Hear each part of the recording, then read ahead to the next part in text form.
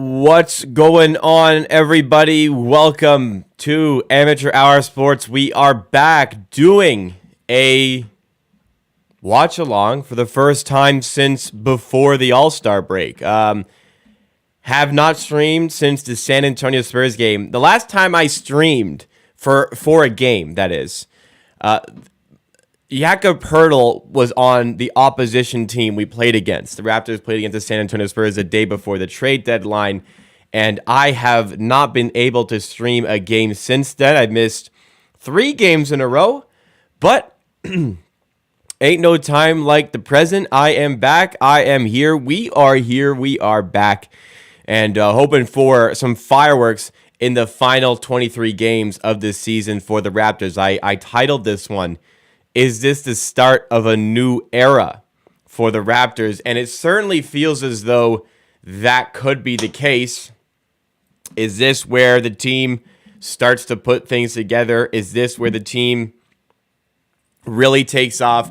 Well, I suppose we are about to find out on that. We'll see.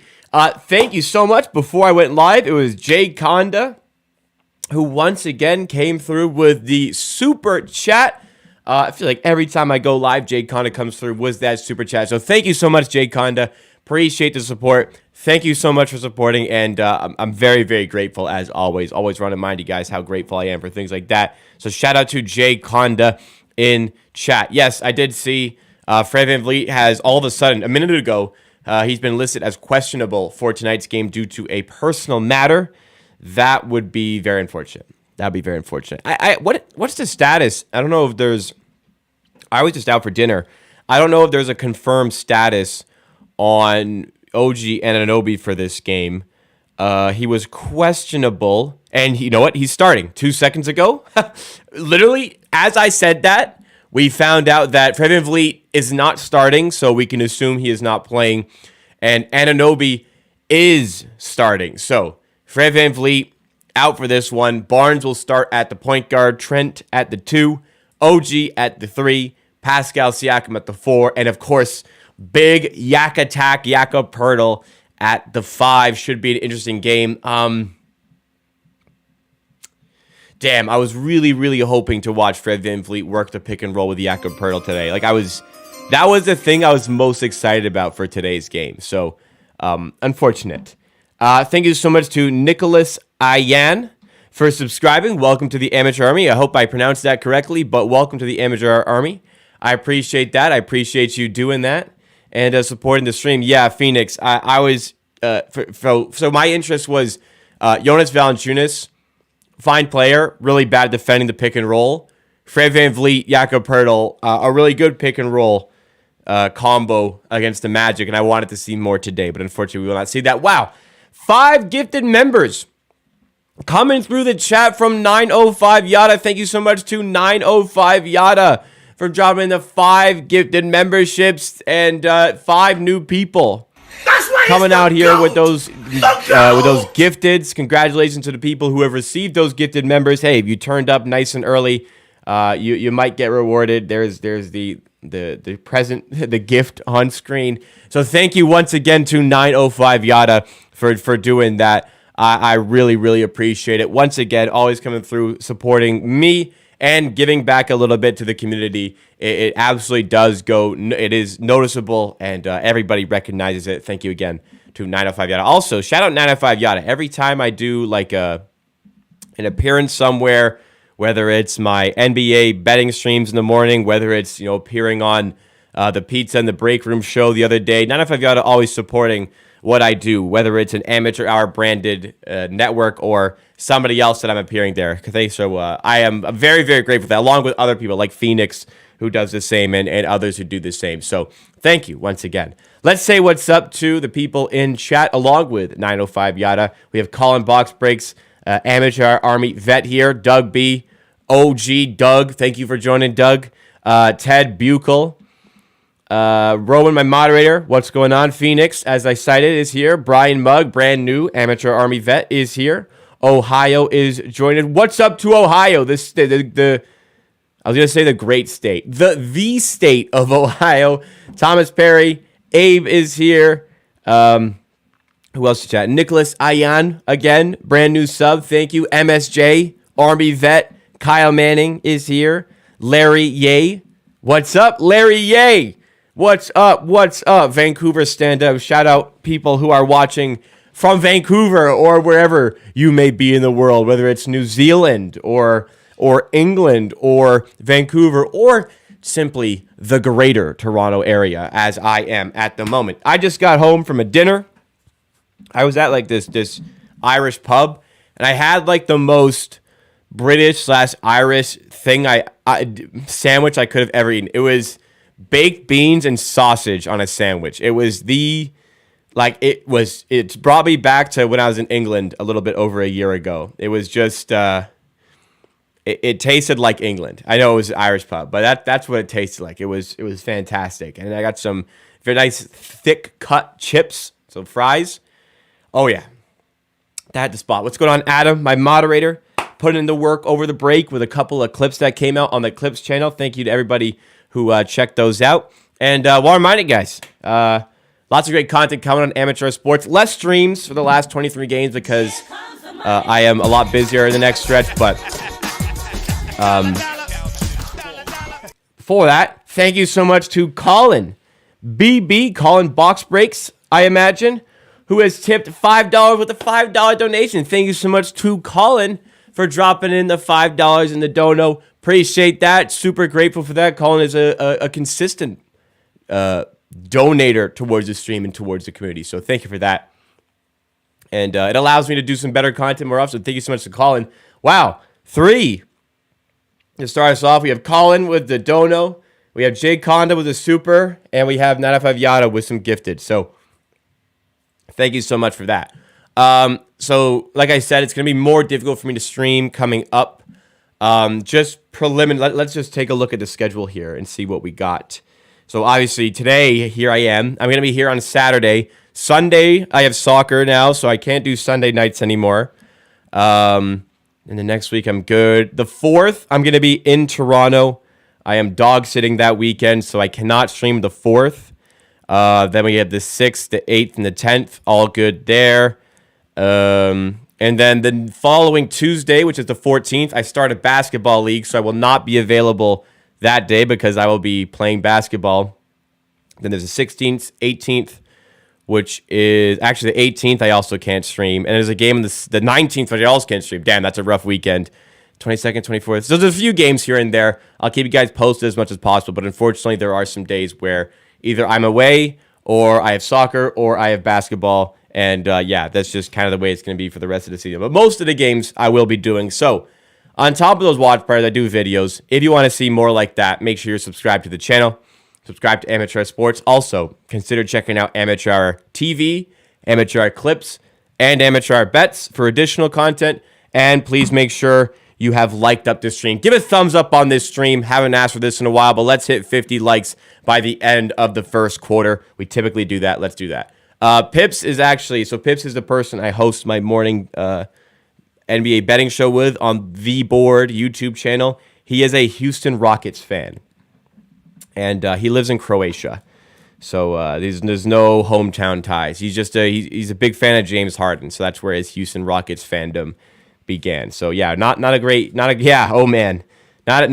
year for him. No, he likes, like, you know, he had his good era. They never won a chip, but he likes this era of building up. I guess he would prefer a team that was more fun than, you know, KPJ and Jalen Green hogging the ball, but he appreciates different eras of basketball. He's okay. Oh, but how's everybody been doing? It's been a while since I saw some of these people. A lot of you. Oh, what's going on to Marco, by the way? What's been going on? How's everybody doing? Anybody do anything fun over the All-Star break?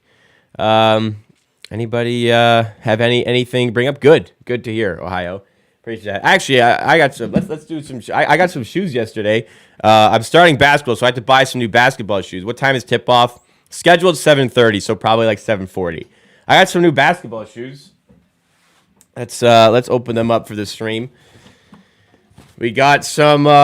Here we go. Jordan Luca 1s.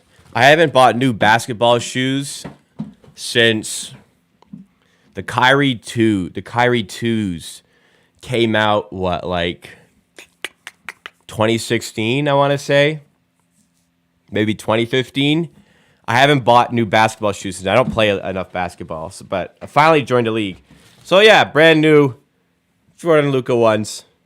Shout out Luka Doncic, his first silhouette. These are the shoes he got. Nothing crazy, but the Jordan Luka 1s. Shout out Luka Doncic. I had no affiliation to the player. I mean, I like Luka, but the player isn't the reason I bought the shoe. I tried on a bunch there. I actually really like the Curry 10s. I went to try on a bunch. I tried on the Curry 10s. I tried on the Jordan 37. I tried on the New Balance 2-Ways and the Nike Cosmic Unities, I think they were called. I kind of wanted to try LeBron 20s, but I didn't have any in stock anywhere at the mall I went to, unfortunately. But the Luka 10s were the Luka 1s were the only shoes that, like, I have a very wide foot. All the other ones seemed... I like feeling like I'm a soccer player, so I like feeling very low to ground. And a lot of current NBA shoes or basketball shoes have like a very cushioned sole, which is good, it's comfy. But I like the court feel, and there's nothing that like compared to the Lukas in terms of like actual feeling the floor, as well as like having a wide base for my gargantuan pancake feet. But the Currys actually felt good. They just didn't have my size. I wonder if they had my size. I tried on a size up from myself, and they felt really good. So I wonder if they were my size, I would have liked them. But yeah, Luka 1s. Hopefully they perform well. And hopefully I joined a individual league, because I said I'm looking for a basketball league, but I don't know enough people who play basketball. So I joined a league as an individual. Hopefully my team doesn't fucking stink. All right. What did I miss in chat? Is Shredley not playing because of health or it's personal reasons? Personal reasons. So, the fact that it happened so close to the game would make me think it's more of an emergency, or it had to have been an emergency, something like that. So hopefully it works out. Hopefully everything is all right for the guy. Thomas Perry hooked up satellite so you can watch games. Well, that's great. You can watch with me. Lukas are W. I hope so. They feel good. I like the Kyrie 2s, which is they came out a long time ago. But like the Lukas, just the feeling of them. Like nothing even came close to how they felt. Anybody see Luka on Dude Perfect? I don't watch Dude Perfect, but maybe for Luka. Such a fun episode of Overtime.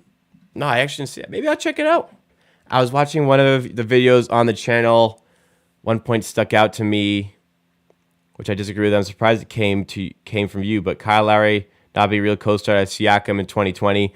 I meant it from I don't think many teams would have cited Kyle Lowry as like a genuine co-star type of player, though. I mean, he certainly played like it in that series. But from like a pure, like when your idea of a co-star, Kyle Lowry doesn't usually come to mind in that space. But like, he's a 6-time All-Star for a reason. I'm not like trying to disrespect him in any way like that. And as I mentioned, if Siakam shows up in that series, the Raptors straight up win that series. Do I know what the national dish of England is? Well, like what the national dish should be is like a curry or like some Chinese food, to be honest. If I had my pick of what the national dish should be, it should be a full English. But what would be the national dish?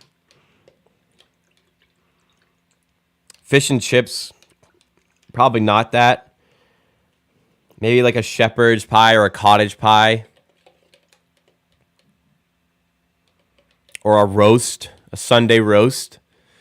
Ooh, man. What should I guess? Let's guess a cottage pie. I have no idea, though.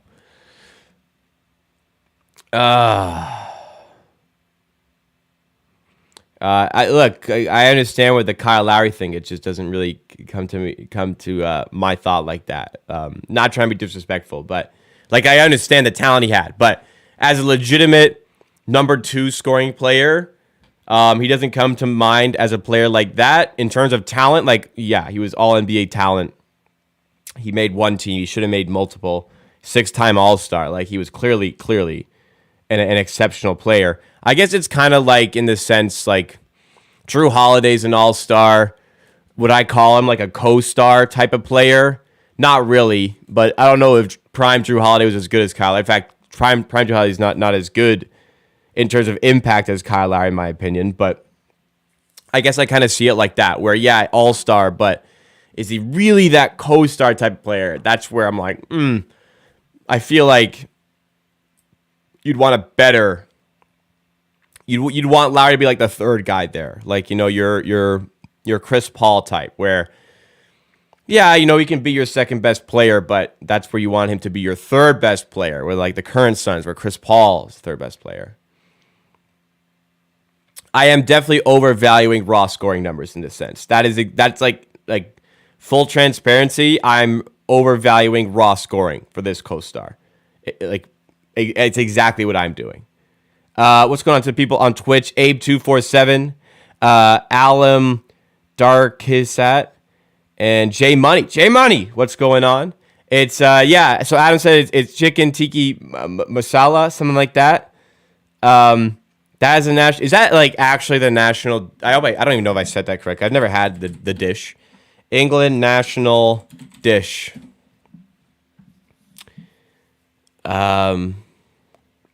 Apparently it's fish and chips and... Oh, no, it's chicken tikka masala. Huh. I mean, I guess it makes sense. I'm not going to answer that, Larry. Come on, man. I agree with you, Phoenix. I'm like, when I think of like co-star, I'm thinking like straight fucking score.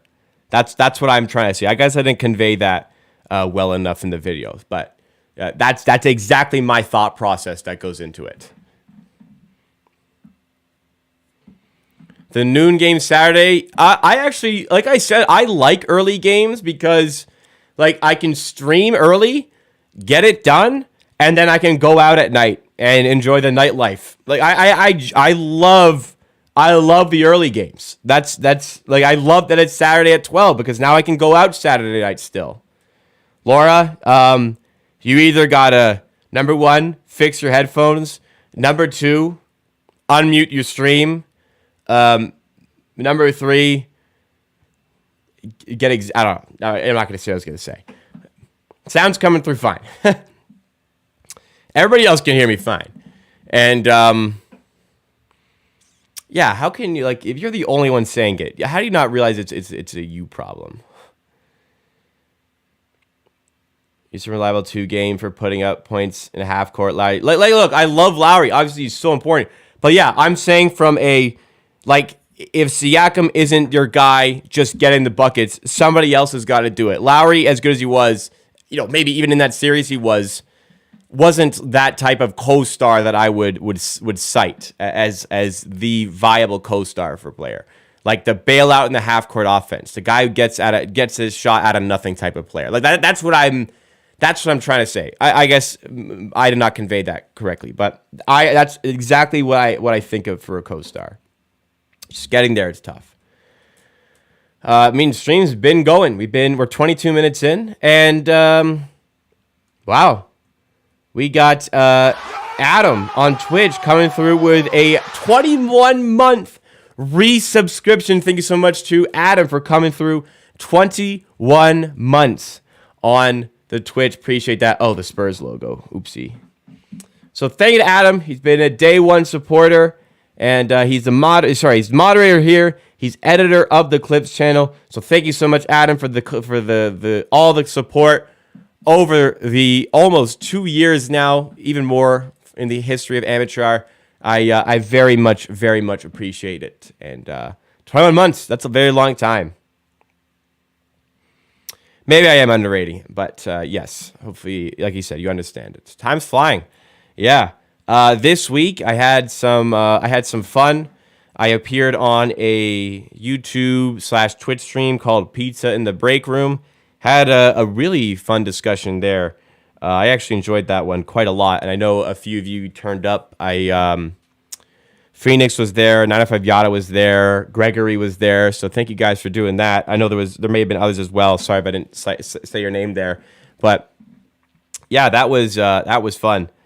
And on yesterday, I appeared on somebody's show. It was the first ever show they did, and they just asked if I would appear, and I said sure. Like I always say, if you guys want me to appear on something, you're doing content, whatever you want a guest, I will never and have never said no. Well, I can't say I will. I have never and do not plan on saying no. So I will guaranteed say yes. But the show on Tuesday was called Pizza in the Break Room. You can catch it on YouTube.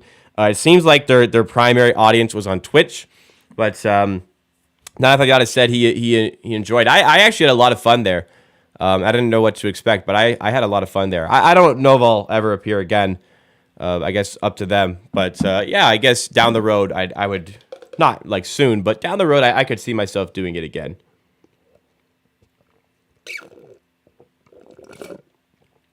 And Phoenix also enjoyed, so thank you, Phoenix.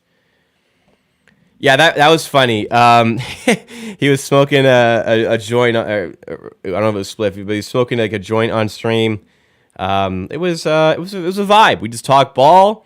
We talked Siakam. It's fun just, I guess, talk about yourself. That's something I don't normally do about like the history of the show. Was like people like asking about it. So that was a lot of fun.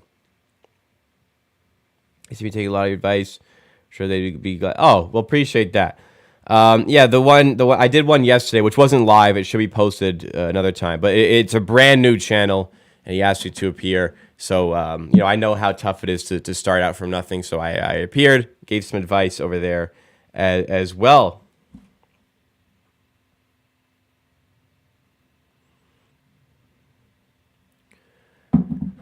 But yeah, that was fun. Like I always say, I'm happy to appear on anybody's channels, anybody's shows, podcasts, whatever. I like giving back a little bit, talking to people. Doug on Twitch says, yeah, the spin the wheel is, because it's not on YouTube, it's unfortunately dying. It's fortunately a dead art, the spin the wheel. It's unfortunate, but the priority definitely shifted towards the YouTube content. So I apologize to the people who have supported on Twitch, but the priority for these watch alongs definitely is the YouTube audience. So I'm very sorry again, J Money. Adam's got 112K. I mean, it is what it is. Like I have to prioritize where the following and viewership is, and I wanted to grow Twitch to the point where I didn't have to do this, but like it just didn't quite happen, and that's fine, and that's no fault of the people who supported and supported immensely. But it's definitely second fiddle. I'm not gonna beat around the bush or lie about that. I'm intrigued that the NBA would consider going back to the dead ball era defensive rules, considering how badly the spacing today is making defenses look like a layup line. Like you're saying, like hand checking. I could see them doing that, but I also don't think there's nothing really wrong with scoring. And there are players who are still incredible defenders in the league, right? But I guess I see what you're saying. I just don't see this scoring era as the problem some people label it to be. I don't mind it. I think it's just we've gotten so much data and analysis that we know the most efficient way to score and the best ways to score. I don't cite it as much of a problem as some people label it to be, just because it's more points than normal. It's exciting, and the game adapts and players adapt, and it's just how the game evolves over time. But I could see them bringing stuff back to get the scoring more down to 100 instead of like 120, a game. Like some of the worst offense in the NBA scored like 112, 113 a game. When I was growing up, if the Raptors got over 100 points, that was like a not a big deal, but wow, they got 100. Thank you so much to Scotty Nation for coming through with this super chat, and they say, Scotty, the GOAT. Thank you so much for dropping in that super chat, supporting the stream. I am very, very grateful for that. Content's free, but I always appreciate the people that go the extra mile to support the channel and support the community. So thank you, Scotty Nation.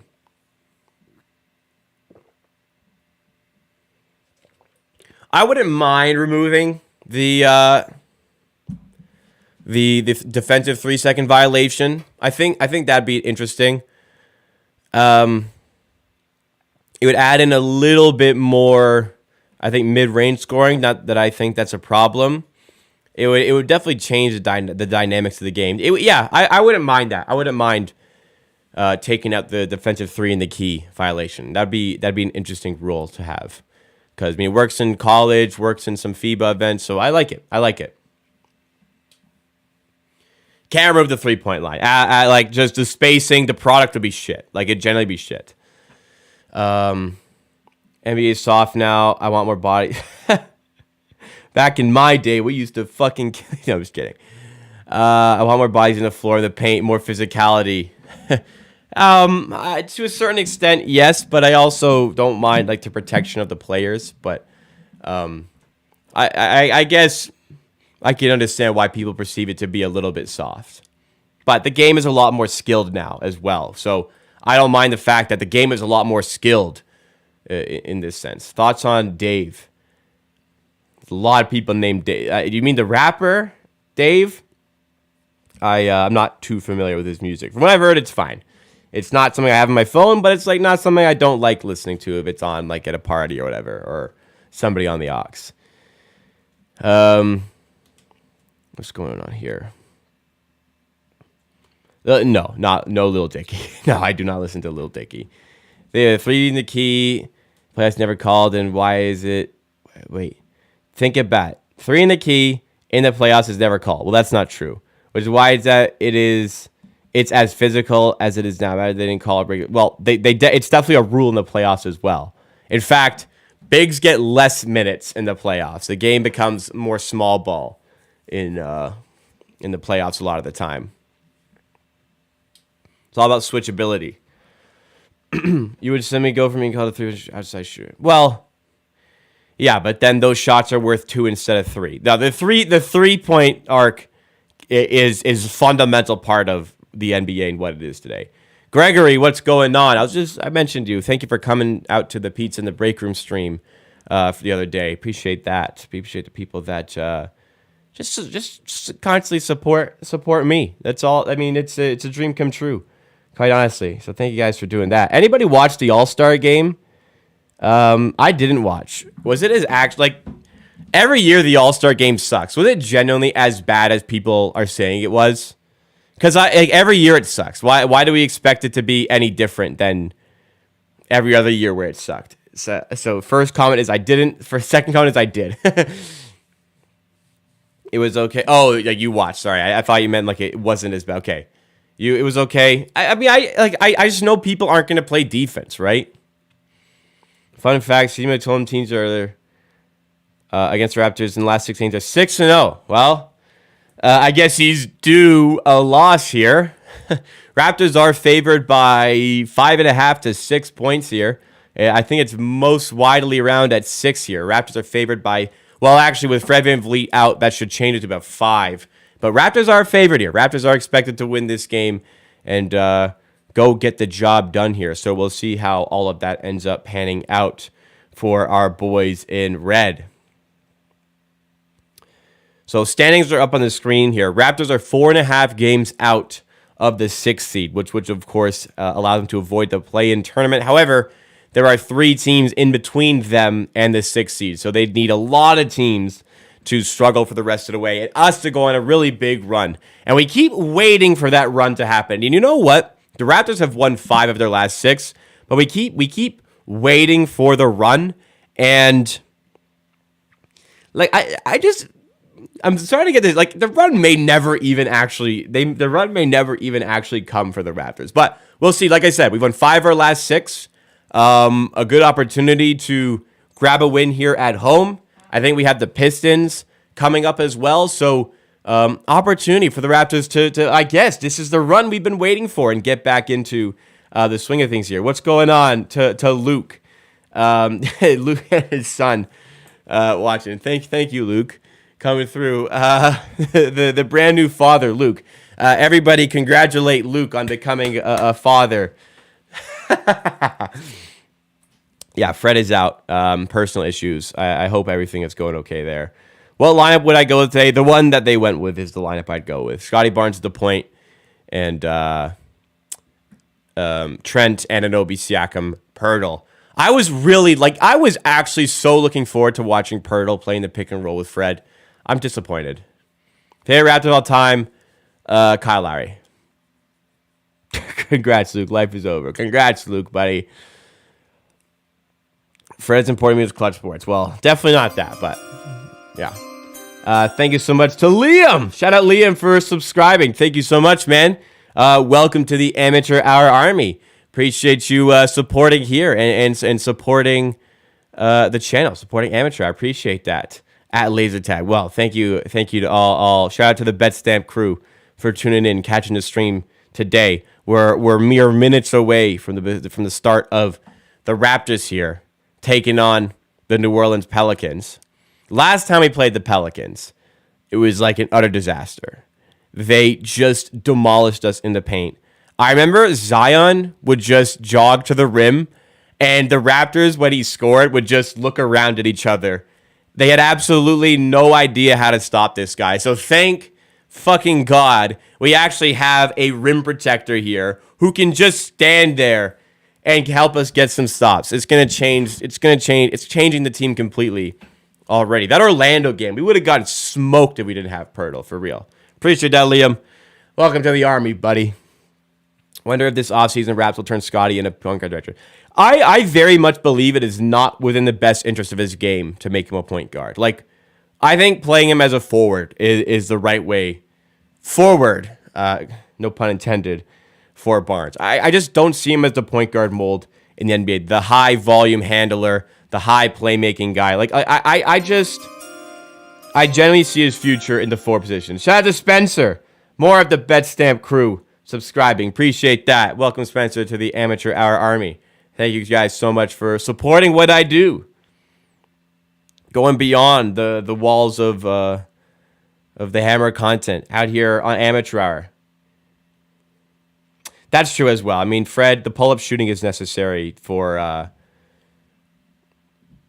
modern point guard that just genuinely Sky Barnes does not have. Though I mean, I love Scotty Barnes. I just don't think his mold fits the modern point guard. But it doesn't mean as a forward you can't be a ball handler and a playmaker a lot. It just means you're not the main ball handler for the team. So, like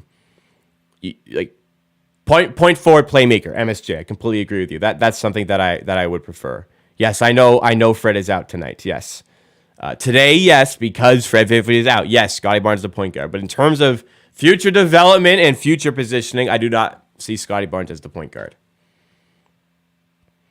Well, I mean, the Philly experience with Ben, I mean, I wouldn't call it a failure. Ben Simmons just fell off a cliff, but I wouldn't call it a failure. They're like a Kawhi Leonard freak buzzer beater away from potentially going to the final and conference finals.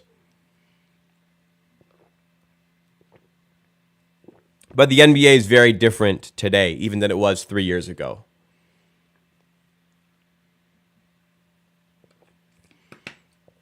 Alam on Twitch says about the All-Star game. It was fine. It was probably okay if you're big fans of players. Yeah, it's just the All-Star game is what it is in 2023. Hopefully they make some changes to make it a bit more exciting next year. But even not, like, whatever. It is what it is. Luke, by the way, is not a new father. That's just more of a, I guess we'll call it an inside joke. If you were at Pizza in the break room the other day, you remember. But Luke is not a father. Luke is a little bit older than me, Not a father. At least we hope not. If he is, we don't know about it. The world versus U.S. players in the All-Star game. That would actually have like some spice to it, but I feel like ultimately the American team would just slaughter them. Just the overall depth is probably more there for the American team. Maybe I'm wrong, but I also don't know if that would beef it up enough to make players want to participate and play. Please do not put the entire Canadian national anthem in chat. I could go for pizza.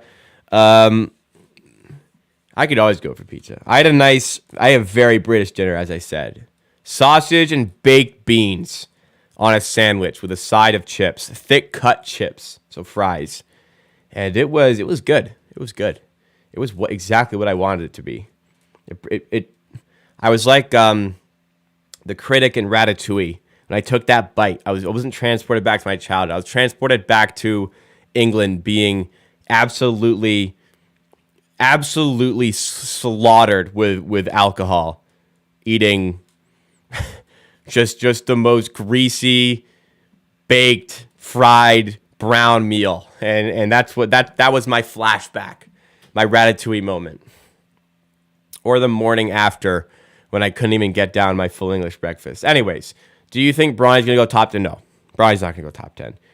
From what I have seen, he looks to be a late first, early second. I could be off. I do not believe he'll go in the lottery, though. I wonder how much his draft stock improves just because LeBron signs for your team if you draft him. It might boost him like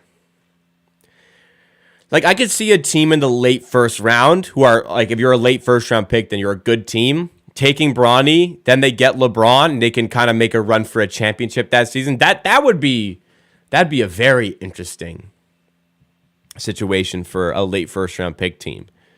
But yeah, I wonder how much that will play into it. Luka, SGA, Giannis, Embiid, Jokic, Siakam, OG. Sabonis, Murray is a solid night. Is that like, are you talking about the World versus USA team? That's solid. Yeah. USA would be better. But yeah, I don't know if that would do enough to actually make the game more interesting, though. The people would care enough to play that. I think if it's a contender, I think Bronny goes pretty high. No, because I'm saying like contenders would be lower in the draft. Anyways. Starting lineups are out here. So Raptors with no Fred VanVleet. He's out for personal reasons. Barnes, Trent, Anunoby, Siakam, Poeltl. And the Pelicans are going with newly acquired Josh Richardson, CJ McCollum, Herb Jones, Brandon Ingram, and JV Jonas Valanciunas. We're very, very interested to see how Poeltl matches up with JV on defense. JV not a great defender. I wonder if we'll get a lot of Scotty Barnes pick and roll reps. I'm sure that was a key strategy to the game with Fred VanVleet in. Now that he's not in, I wonder if Scotty Barnes will take the load there or somebody else will do it. But I want to see a lot of pick and rolls with Jakob Poeltl today.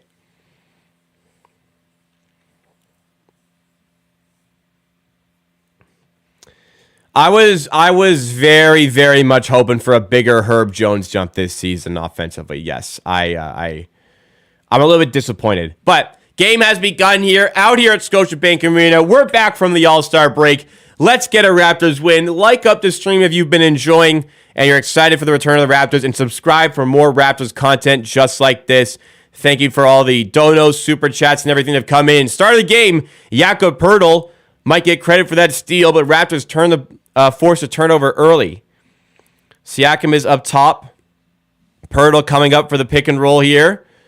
Siakam attacking Herb Jones for two, and Siakam, the NBA All-Star, drops it in for two to get us started in this game, and away we go. Ingram fires it outside to Herb Jones in the corner for three. Oh my goodness. That was not even close. Barnes to OG back from injury. Finally gives it to Trent. Steps past Richardson. Elbow jumper is no good. Rebound by Jones. You can't replace Fred. That's the problem.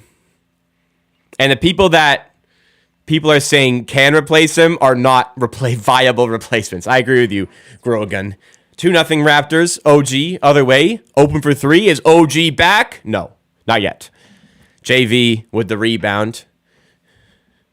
Minute and a half into the game, 2-0 for the Raptors. And here comes Josh Richardson running point for the Pelicans.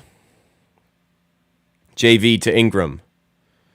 Ingram fights past Pirtle to the rim. Cannot finish, and Pirtle with the rebound. Hand off to Barnes, who takes it and tries to feed it to Siakam. It was a nice idea, but tipped away there by, it was Herb Jones. Any soccer fans, how about Manchester United taking down Barcelona today? Shout out Anthony, man. What a fucking finish. And what a comeback. Love that. Love this team. Pirtle almost turns it over. It somehow bounces to OG in the corner. OG fights inside, flicks it out to Barnes. Nice feed to Pirtle, who throws it down. What a pass by Scotty Barnes. Draws the extra help defender, sends it to Pirtle. Easy dunk for the big man. 4-0 Raptors, very early in this game. McCollum to the rim. Didn't want that Pirtle smoke. Instead goes to JV, who also doesn't want that Pirtle smoke. Misses the short layup. Siakam here.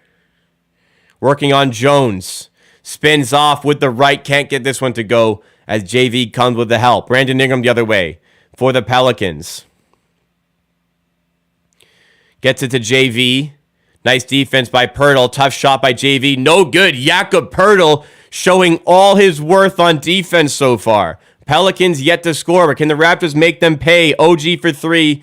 Another one front rim. OG still got to get that shot up. Got to get the legs under a bit on that shot. Get a little more elevation. He'll be okay. Raptors are 2 of 6 here. Pelicans 0 of 5. Ingram finishes that dart of a shot and gets the first bucket of the game for New Orleans. How Pirtle looking good. Pirtle looking good, everybody.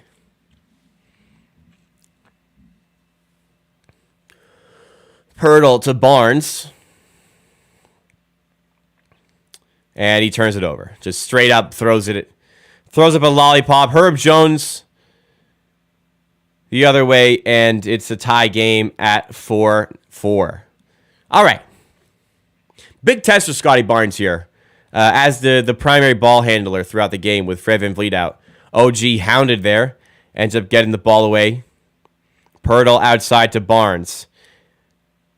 Barnes to Siakam. Shot clock at 5. Siakam's got to come up with something. Pulls up for 3 and is off the mark. Raptors cannot find a bucket here. 4-4. This is a very low-scoring game, everybody.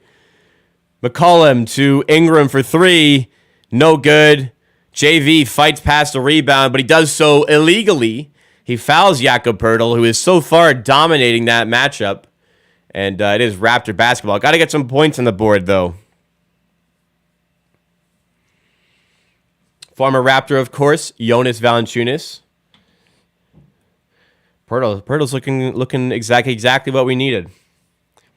Siakam to Barnes. Pulls up for 3. No good. A lot of threes not going in here for the Raptors. I think that's 4 or 5 taken and not gone. Richardson for 2. And another bucket drops the Pelicans, who are on a 6-0 run here and lead 6-4. Siakam to OG. Now Pirtle up top. Feeds it inside to Siakam. What a pass. How about Yak and skills? The connection, the brotherhood. What a feed by Pirtle. That's the playmaking, man. McCollum for 2. No good. Rebound by OG. Raptors get out quickly with Siakam, but the Pelicans run back well in transition to take away the fast break. Siakam off the screen from Pirtle. Shielded there by JV, and Siakam is fouled. And, I think this game could use a timeout. Little break, yes. We are going to get a timeout here. It is 6-6. We are nearly... We're 5 minutes and 8 seconds into this game. It is 6-6. So it is a low-scoring game early on. A lot of shots that are not dropping, but our new man, Jakob Pirtle, is looking good so far tonight, on defense especially, but has a nice dunk, has a nice feed there too. Okay.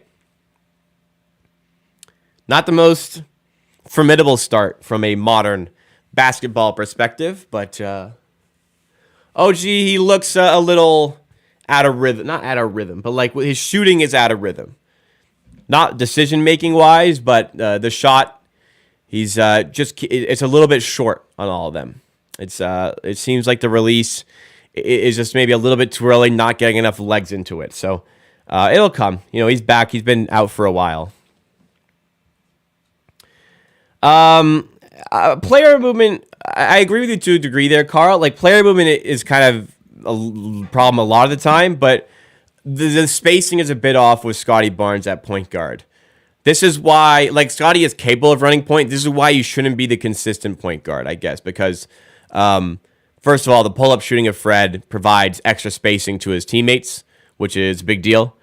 Fred's entry passing is superior to Scotty Barnes's, and Scotty Barnes has a lot of great qualities, but not as the everyday point guard that people want him to be. I think it's a fun idea, Scotty Barnes being your point guard, but in actuality and practicality, it's just not something that works consistently.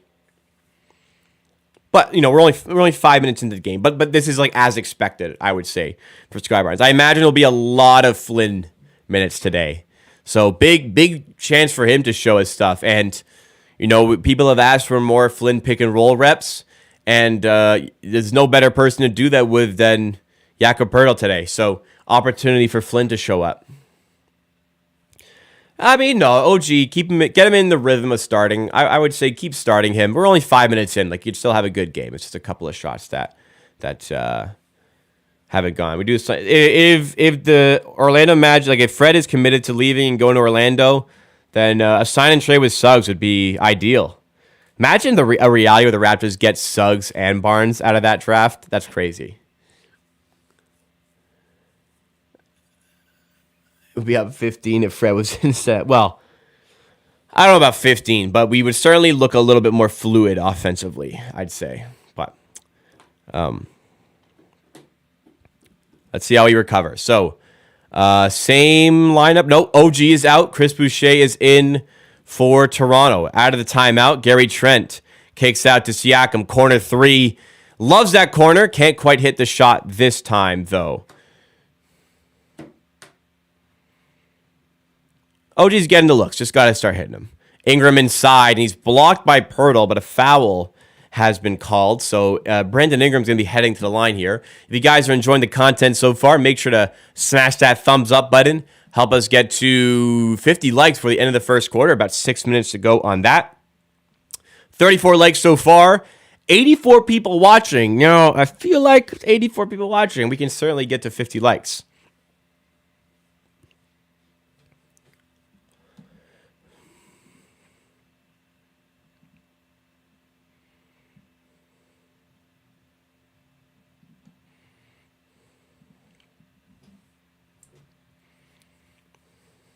Well, like, with OG, you started me, give him 5 minutes, you get him back in. But you don't want to disrupt his rhythm, like from a personnel standpoint. But I see what you're saying. Siakam to the rim, and he's blocked going up, and it's out of bounds for a Raptors ball. 7-6 here after Ingram went 1 for 2 at the line.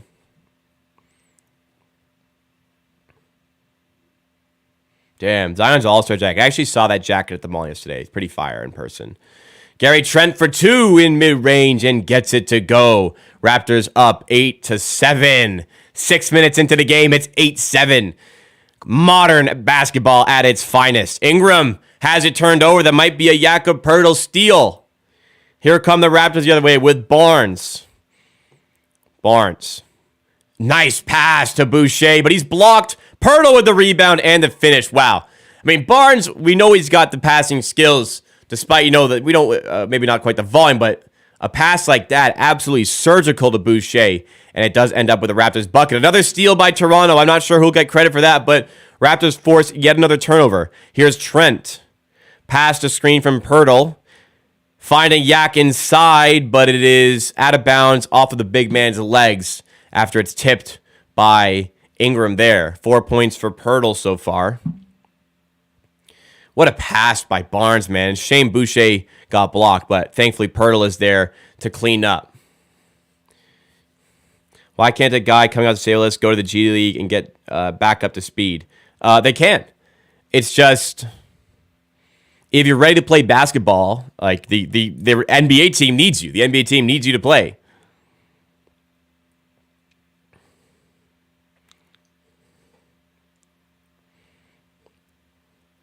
Alvarado to the rim, and he gets a tough shot to go.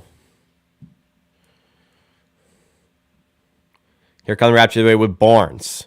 Fresh off of a nice Rising Stars performance, had a pretty emphatic dunk in that game as well. Pirtle pushes with the right, can't get it to go. I mean, that type of shot was just falling everywhere for him against Orlando, but back down to earth a little bit here. Ingram flips it out to Alvarado in the corner. Another guy with a great Rising Stars game. I think he got Rising Stars game MVP, but he misses the three. Siakam takes him on the other way. Out in the corner to Boucher. Good look for Chris, and he cans the three-pointer. Puts the Raptors up by 4, and that is the first three-pointer since we're back? No. Second. I forget. And a turnover again by the Pelicans. Trey Murphy attested to have traveled there. That's a great feed by Siakam. I mean, easy when he's that open, but good feed there. Nice finish by Boucher. Completely different player when he's making those shots, so great stuff there. Thank you, Stevie. Appreciate that.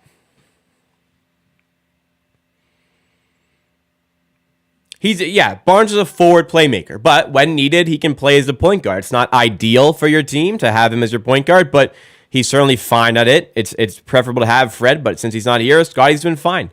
Siakam in mid-range, and that is killer. What a shot by Pascal. Like we know Scotty's got all the tools. It's just what is the best spot for him? Ingram fighting to the rim, misses the layup, rebound Achua. Jeff Dowden getting some early minutes here instead of Flynn, so the free Jeff Dowden squad rise up. He is getting first quarter minutes as Achua has his pocket picked by Alvarado, who gets to the rim the other way. Nice pass. Wow, what a pass by Alvarado. How do you even see that? And Marshall finishes with ease. I thought Dowden and Siakam had that, but Alvarado somehow gets the pass off. Up top to Jeff. Boucher for three. The catapult. The trebuchet. No good. And the other way to Murphy, who was fouled by Dowden. Just not quite back in time to deal with that play there.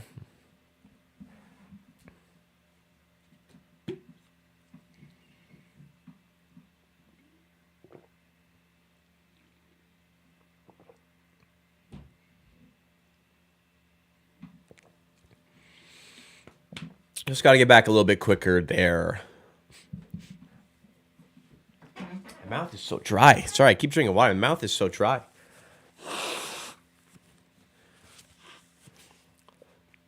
Murphy at the line, looking to get this lead down to 2. Hits the first.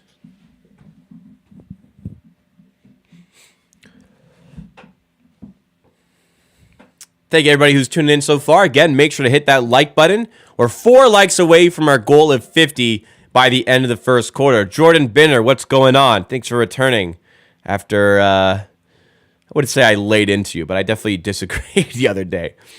Thank you for coming back. Appreciate it. OG turns it over. A lot of turnovers here by the Raptors, and he fouls him the other way. Don't know if they'll call that a transition foul. I don't think it should be, but I can see why they did.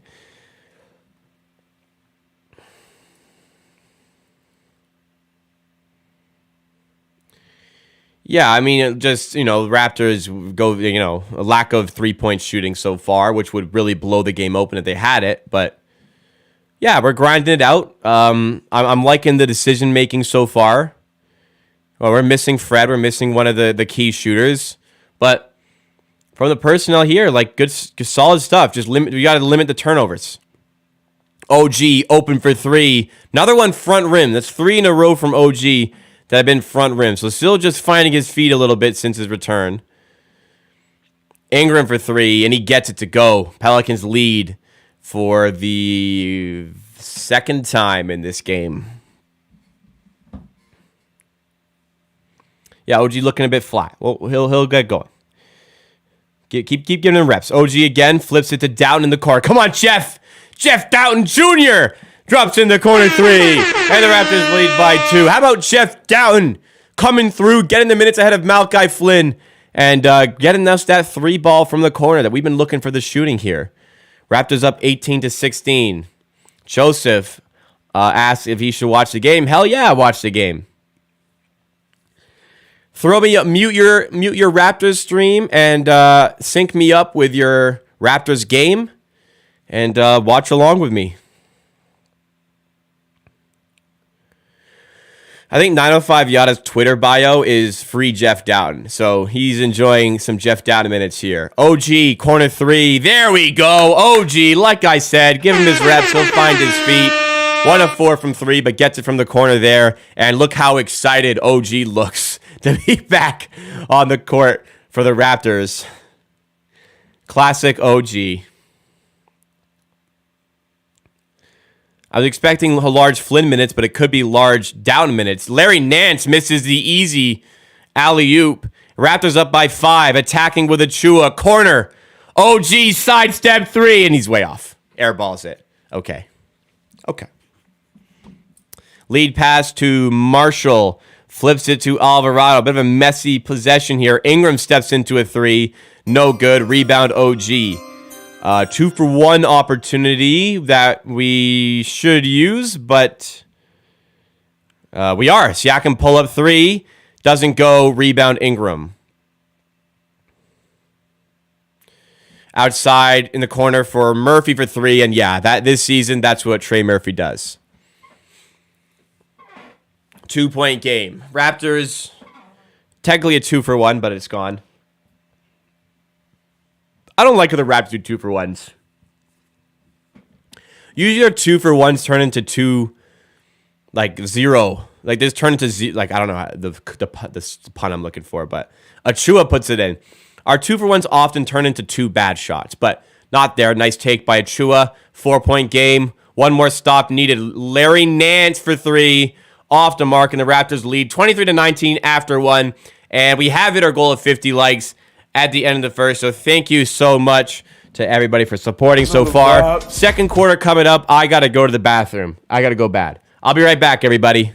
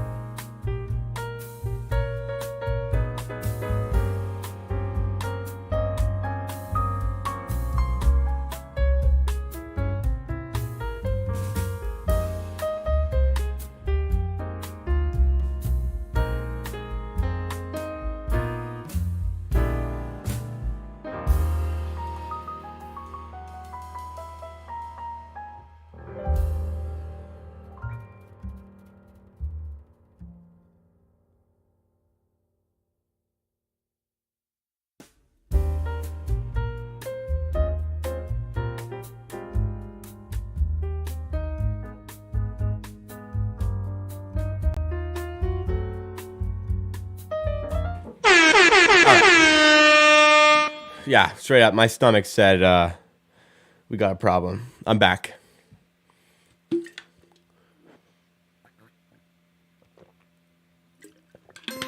All right, we're back.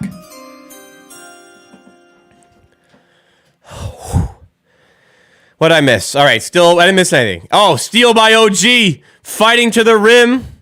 And finishing off the glass with the foul. Okay. Did wash my hands, yes. As I always do.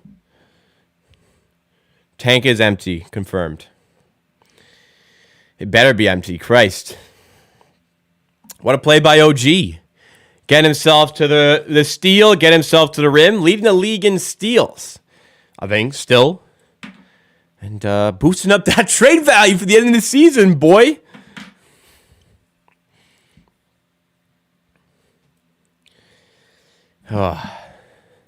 Excluding Ottawa, fully healthy. Well, Fred VanVleet is out. And I believe Thaddeus Young was... I don't know if he's here. He was questionable. I don't see him on the bench. Marshall for 3 for the Pelicans. And it drops there. Any chance we sign trade Fred to Orlando? Oh, for sure. For sure. That's possible. And use our combined assets to make a swing at Trae Young. I think that's very unlikely. I don't think that's the type of guy the Raptors would mortgage their future on for the defensive abilities of the player. JV gets it to McCollum. Almost stolen there by Doughton. Off the glass from McCollum, and Doughton is called for the foul there.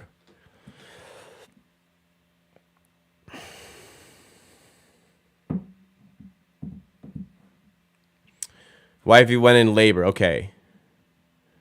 That's the rumor. I would assume it had to have been an emergency if he left out of nowhere like that. But, I mean, last time Fred had a kid,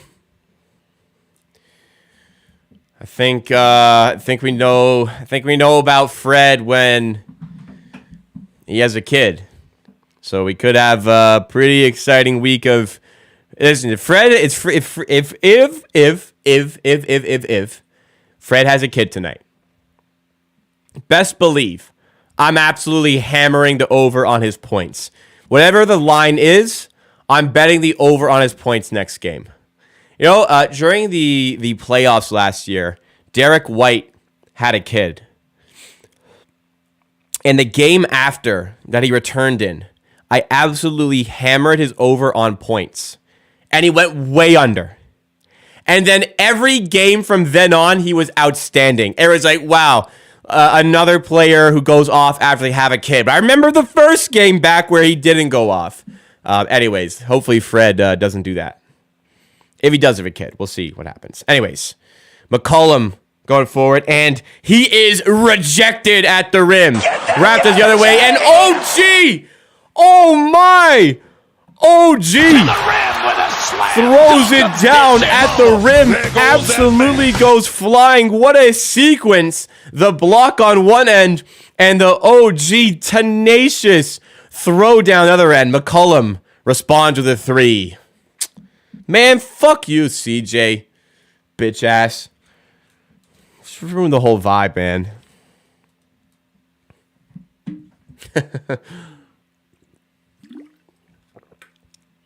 Doughton to the rim. Nice take by Jeff. Puts it in off the glass. Yeah, CJ reeled that, for real. I'm not, just, I'm kidding. This is why OG's playing, by the way. He's clearly fine. Just got to get those reps in. Love the aggression, Alum. Agreed. Nice rebound by Boucher over at JV.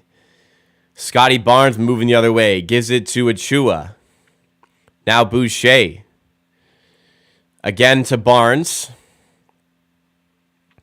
Pulls up for 3. Okay. Yes, sir. Scotty Barnes over JV. Little 3 action. We'll take it. 33-26. Gary Trent ready to come back into the game. Here's JV backing down Boucher. Spins off and is fouled. Yeah, he got fouled there. What was that from Barnes? He was calling for an extra player. Stood there for a sec. And eventually just shot it. So 2 new subscribers that I missed who came in. Claire missed Charles has subscribed. Thank you so much for subscribing. Welcome to the Amateur Army. And also, the Jays, 1975, has subscribed. Welcome to the Amateur Army. Thank you guys so much for subscribing. Appreciate that. Jakob Pertl back into the game. You can join Claire Mist and the Jays by subscribing to Amateur Sports for more Raptors content like this. More predominantly videos, but also to live streams like this. Get subscribed. Help us on the road to 14K. And also, please make sure you have hit that thumbs up button on the stream. Give us a like. Show your support. Help us get on some more recommended pages. But appreciate everybody who has brought the vibes tonight and made it a fun stream so far. 8:04 to go in the second quarter. Still plenty of game to go. Raptors up by 5. Yeah, difference is Fred VanVleet's a really good shooter, so we don't have to worry. Trent gets the shot to go there. And also, like, Fred shot 3 of 12 last game, but had 15 assists. So there's more than one way he can affect a game if it's not shooting. What a bucket there by Gary. Marshall for 3. No good. Rebound by Achua. Achua getting some minutes here with Pertl. Carrying the ball forward for the Raptors. Outside to Barnes. It's the threat of Fred VanVleet's 3 that still allows him to be effective. That's the key. That's why the volume is important. Barnes, another 3 for the kid. How about that? Little 3 action again. Little vibes. The pick and roll is Yags. Well, I wouldn't call Fred VanVleet being a good player an anomaly, but 15 a game is certainly an anomaly. But hey, I think we can expect to see more of that pick and roll combo with Pertl. But today, Scotty Barnes showing up and doing the business here. Does certainly the same gravity. Well, nobody does, but he definitely has a lot of gravity.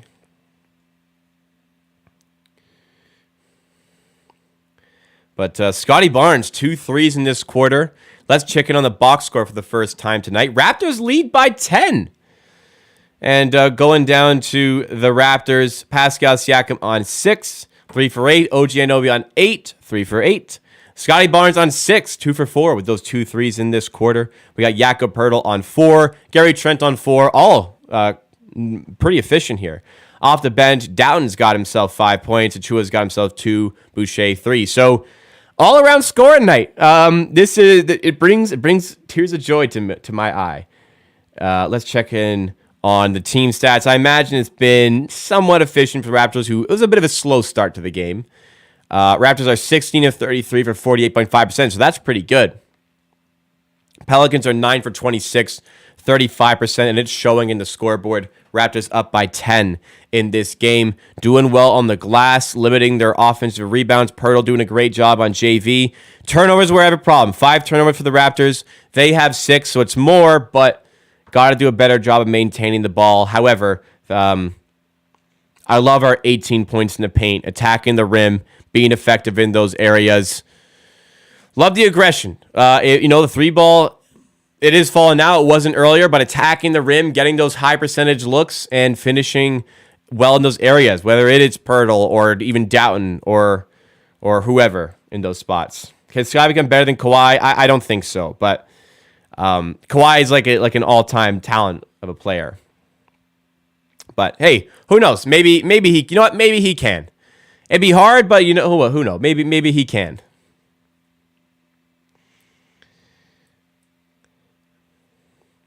So Barnes will need to add in a 3-point shot eventually, which I believe he's capable of doing. What is all these food these people are eating? What are they eating? I see, is that a Guyana flag? That is a flag I don't recognize. Is there like a theme tonight that a Jamaican night? Oh, those were 2 non-Jamaican flags. Well, no way it's Jamaican night. Surely they wouldn't alienate it to like one country. Is it like Caribbean night or something? Anyways, looks fun. JV with the right. Can't finish, but he's fouled. What's the best pizza? Like readily available pizza. If you're in Canada, my preference is Domino's. Pizza Nova's underrated. I like Pizza Nova. Gino's is fine. Oh, it's Jamaican Patty Day. It actually is Jamaican night. Okay, well, my mistake. Caribbean Heritage Night. Okay. I'm going to assume Tank for Wemba is correct that it's Caribbean Heritage Night. But also, it could be Jamaican Patty Day along with that. So I agree. Not a big fan of pizza, YOLO.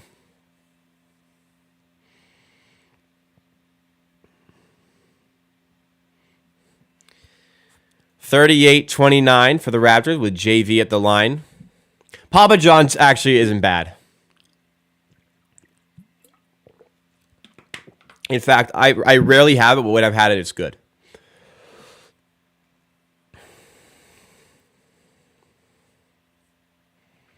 Barnes to Doughton.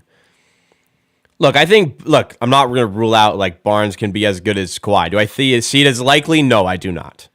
But I try to stay away from absolutes in sports. Gary Trent off of the Pirtle screen. Pulls up for three out of nowhere and drills it. Gary Trent Jr. for three. Raptors lead by 12 against the Pelicans. Ingram to McCollum. Drives inside, out to Murphy for three. Not a guy you want to leave open. Miss, but rebound McCollum. And they make us pay as Richardson hits the open three to bring it back to single digits. Pizziolo the best. I'm not big on Pizziolo. Sue me. Trent for three, looking to respond and cannot. 41-32 here. I've heard of Pizza Delight. I don't think I've ever had it, though. Richardson to JV. Now McCollum driving past Doughton. Gets him into a foul. That's Doughton's third, I believe. I also don't know how that was a foul. I legitimately did not see any contact there. Would like to see a replay. In 1985, a complicated legal case regarding definition of patty challenged the name of beef patty. So they celebrate that, I guess, a court win. After the so-called Patty Summit, Davidson and Kensington Patty Palace held a celebration in-store to culminate the so-called Patty Wars on February 23rd, 1985. Well, you know what, Steven? You'll learn something new every single day. So thank you for that. That's actually interesting. Patty Day is born. I should have had some today. I had no idea. There's actually a good spot in my area. Somewhat in my area. A bit of a drive, but easy 15-minute drive. Barnes to Pirtle. Backing down JV, flips it out to Trent. 4 on the shot clock. Save us, Gary. Oh, that one almost drops for Trent, but it bounces away, and here come the Pelicans again. Barnes with the steal on the errant pass. Siakam the other way. Gets it to Barnes. Instead of the three, gets to the rim, and there you go. Scotty had the open three, but takes the easy route to the rim and scores. Any power forward you can replace Pascal in league history?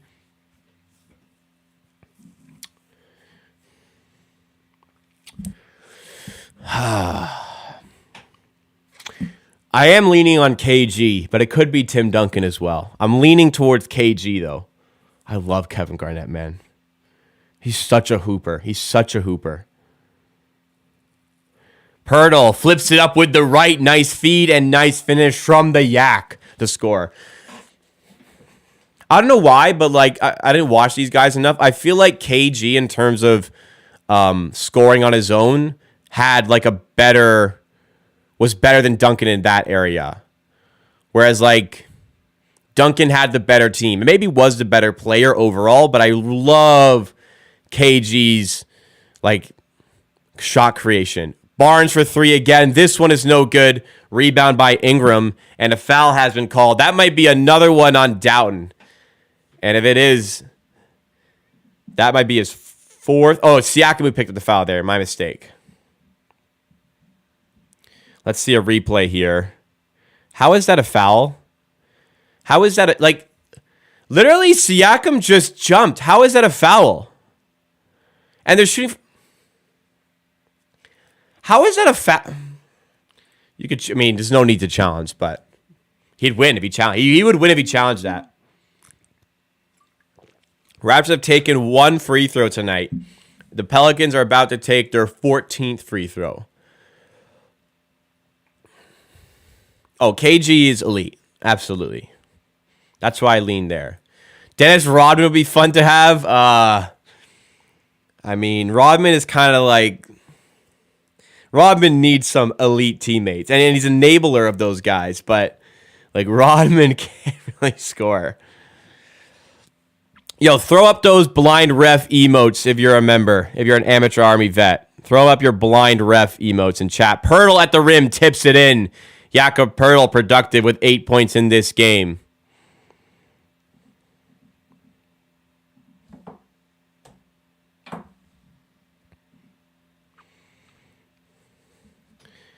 Ingram. Richardson for three, no good. Pirtle corrals the rebound. Wow. Pirtle just is so effective. He does so much. Trent with an errant pass, turns it over. Here comes the Pelicans and an and one there for Richardson. That was bad. Pirtle is it's beautiful.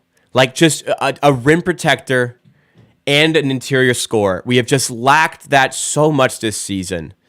And we have it. And the team is there's no way we're up by if he makes this 9 without Pirtle. There's just no way. Just that type of player was so needed here. Down handoff to Siakam. Down's on 3 fouls here. So very strange. Interesting that he's getting the minutes and not Malachi Flynn here. Siakam mid-range, no good. Rebound to Brandon Ingram. Forward into Larry Nance. At the rim, trying to fight past Siakam and does and finishes. Timeout to... How about Nick Nurse? How about Nick Nurse calling a timeout as a run was kind of starting, but calling it before the game gets out of hand? How about Nicholas Nurse with the good timeout usage today? Calling the timeout before we get into a problem. Listen, I said in the title of the stream, is this the start of a new era in Toronto? I didn't think we'd see a new era of Nick Nurse calling timeouts. How about that? No, Pirtle's how could you not think? I had somebody on Twitter. This is why I Twitter comments can be such a waste. Somebody on Twitter told me Jakob Pirtle is not a good defender, essentially. I was like,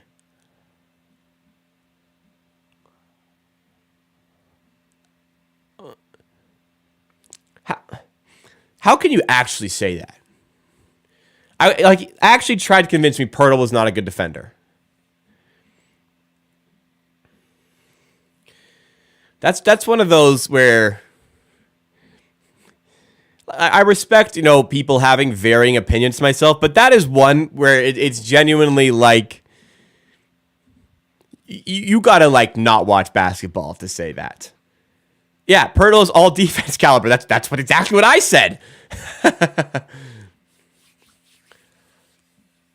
I'm not talking about any YouTuber, by the way. This is somebody on Twitter. I'm not citing any YouTuber. I see a name being floated in the comments.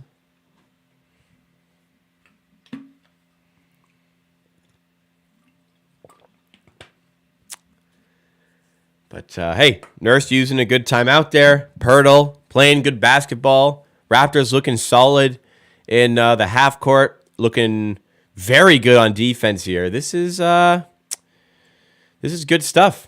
I'm enjoying Raptors basketball, and it's a lovely sight to behold for everybody enjoying the stream and enjoying the game. If you are enjoying the stream, hit that thumbs up button. Goes a long way to supporting the channel, and subscribe to Amateur Sports. If you like the Raptors, you'll love the channel. Support for streams, for video content, all that great stuff.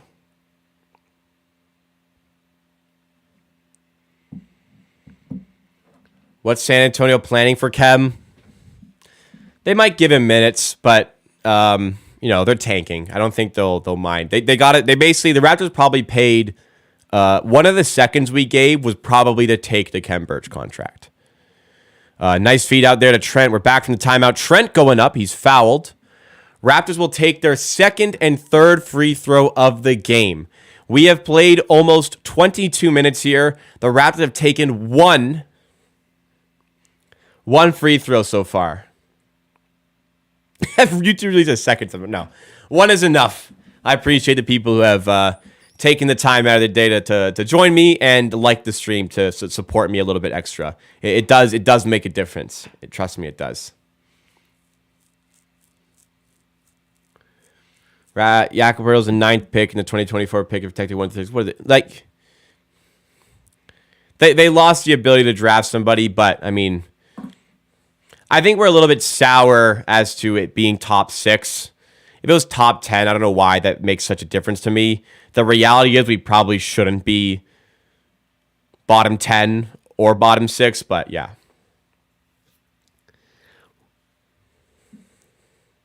And maybe I am overvaluing seconds. I don't know. I've come around on the deadline. I've come around. I reacted harshly at the time, and I reckon I'm open about the fact that I reacted in the heat of the moment. Thank you to MSJ for the super chat as Trent misses the 3.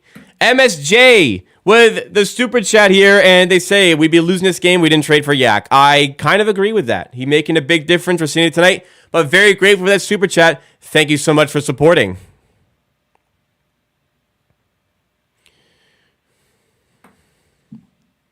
All right, please stop referencing other YouTubers in the chat, please, negatively. I don't want this to be like, I don't want somebody to come in here and say they're hating on you in this stream, whatever. So please withhold your comments about other YouTubers in the chat. Save it for that person's chat. please not mine. I don't want to look like that guy. I would never bash a fellow Raptors YouTuber by name. OG for 3. No good. Pirtle tips in the rebound. 10 points for Pirtle. He's got just under 20% of our points tonight. And he's playing excellent defense. Man, what a fucking player.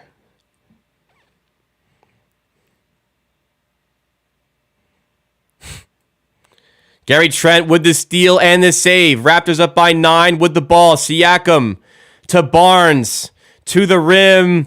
And the charge is called against Scotty Barnes. Offensive foul.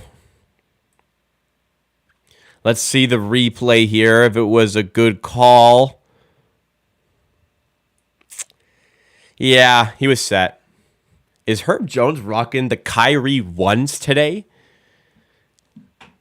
I think I just saw. I think those might be the OG Kyrie ones as well. Wow, deep cut. Richardson to Jones.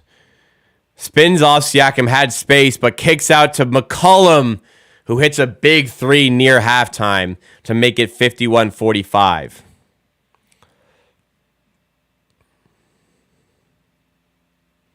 Siakam going to Pirtle at the rim, and he's fouled.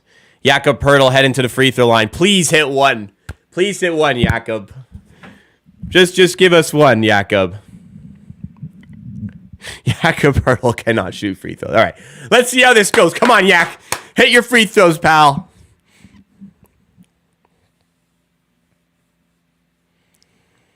First free throw. Okay, come on. Give us the second one. Give us the second one, Yak. Just need one. You're 60%. You can hit this one. You're a 60% guy.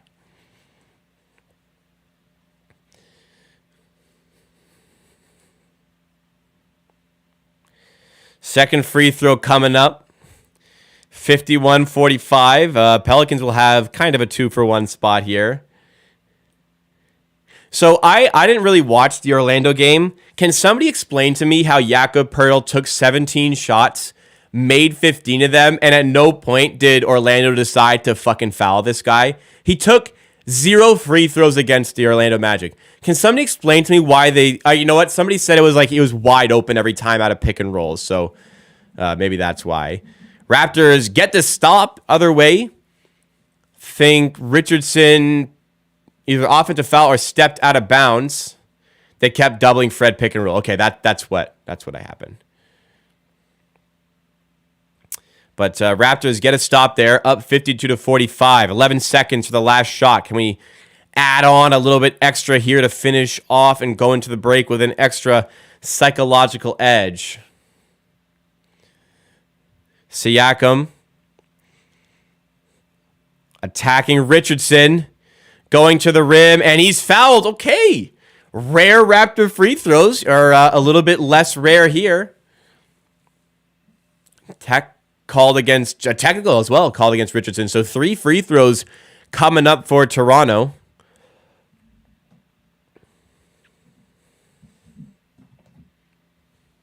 So Raptors can go up by 10. Who do you think takes the technical free throw? You think Poeltl takes it? Oh, they hit it. I actually don't know who took it, but the Raptors took it and hit it. And will now be Siakam at the line. I don't know if he took the third one. I don't know what's going on.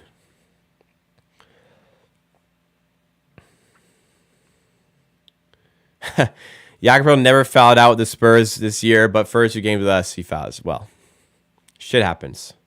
Siakam misses the first of the shooting fouls. So Raptors' best case go up. Or actually, well, I mean, the Pelicans can score here. They have 3 seconds. The Magic look completely out of sorts. So the Magic look completely out of sorts, yet we only beat them by it was like 10, but it wasn't super, super comfy. Maybe it was, and I didn't watch. So it was Valentine's Day, so I missed a lot of the game. Siakam free throw is good. Raptors up by 9. 3 seconds for the Pelicans to try and find a bucket. Taking their time here to inbound, using all their time into McCollum. He's gonna get the shot off, and he did not get. Wow, he hit it. He did not get it off, and the Raptors lead by 9 at the half. All right, let's check around the rest of the league. Got to focus in the game regardless. Well, no. Shout out Future Life for joining. Praise that. He had me on Pizza in the break room the other day on Tuesday. Some of the people watching today also catch that stream. So thank you for tuning in. And I was talking about earlier, I had a great time on the Pizza in the break room show you guys can check out right now. If you search Pizza in the break room on YouTube. All right, scores around the league. Cleveland up 70-66 on the Nuggets. Orlando down by 1 to the Pistons, 56-55. At the start of the third quarter, that's a low-scoring basketball game. I have some money in that game. Let's see how the guys are doing. I have money on. Solid. The Celtics are tied 83-83 with the Pacers. I also have money in that game. Actually, these scores are behind a little bit. Let's check in on Embiid, and I saw it was Jaren Jackson Jr.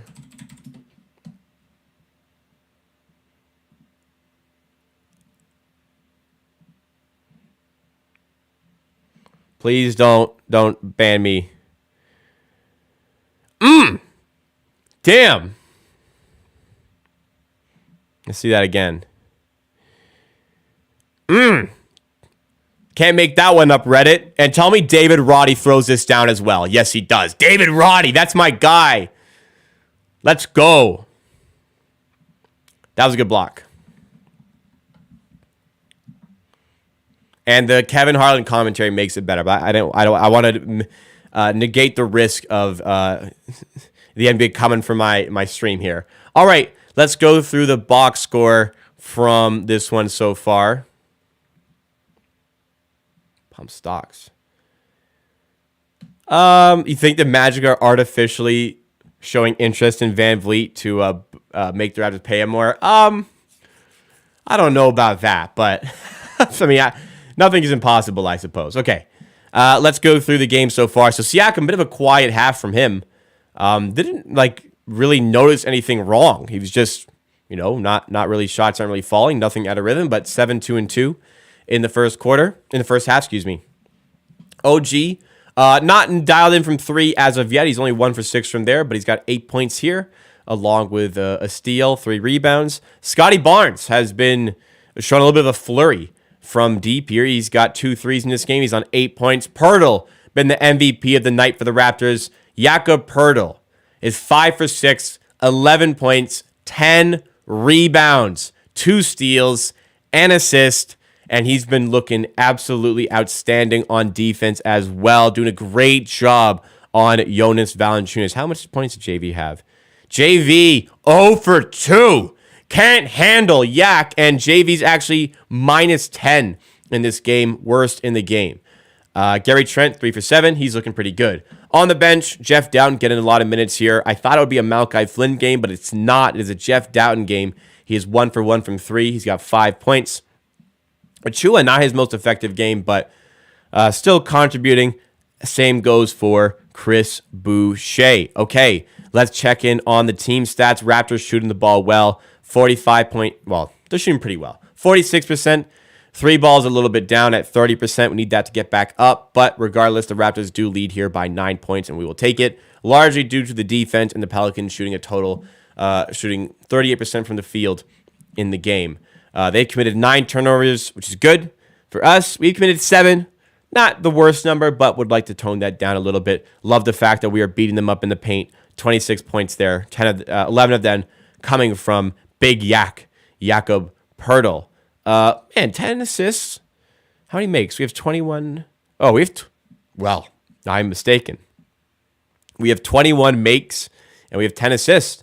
That seems pretty solid to myself. So Raptors looking good so far, and I'm enjoying the way we're playing.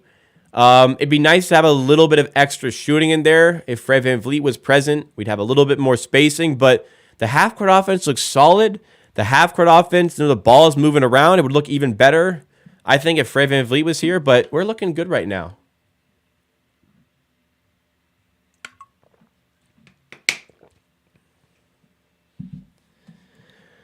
I think the possibility of Fred getting signed and traded is high if he doesn't sign here. A team would likely want his bird rights. Fred VanVleet not playing due to personal reasons. So there's rumors that his wife is in labor. It was very abrupt right before the game. So it's might be an emergency, might be a family situation. We don't know. We have no idea. But it's a personal reason for Fred. And hopefully everything is okay there. Hopefully it's nothing negative or anything like that. But happy to have him back soon. It's not because he has a meeting with Clutch Sports. No. Do I think the Raptors will make the playoffs? Let's say yes. I think they will have enough to make the playoffs. I think they will get there. I'll say yes. But winning this game would go a long way to helping them achieve that. Okay. I've got to go get some water and take a minute here to regather myself before we get started with the second half. So I'm going to get some water. I will be right back, guys. Do not go anywhere. While I'm away, hit that like button if you are enjoying the stream. Let's try to get to 100 likes on today's stream. We are 30 away, 104 people watching. Appreciate all y'all supporting the channel today. All right, be right back.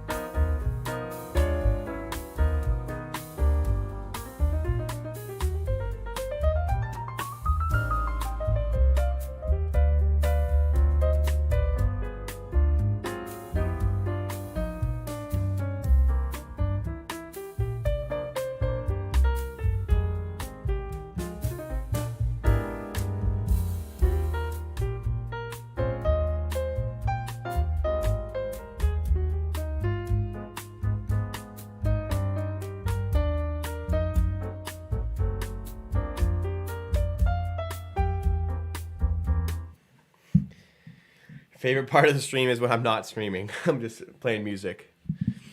What does that mean for me? The music's always a hit, though, of course.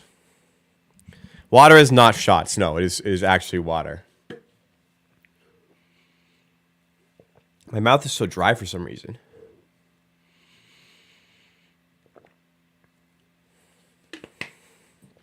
All right. Hopefully, second half is more of the same. I just love the way we're playing right now. Floor spacing could be better, but I know we're missing one of our key floor spacers, and ball's moving well. Pirtle looking great, defense looking great. A lot of good stuff here. Can I sing like Michael Bublé? I cannot. Confirmed, cannot.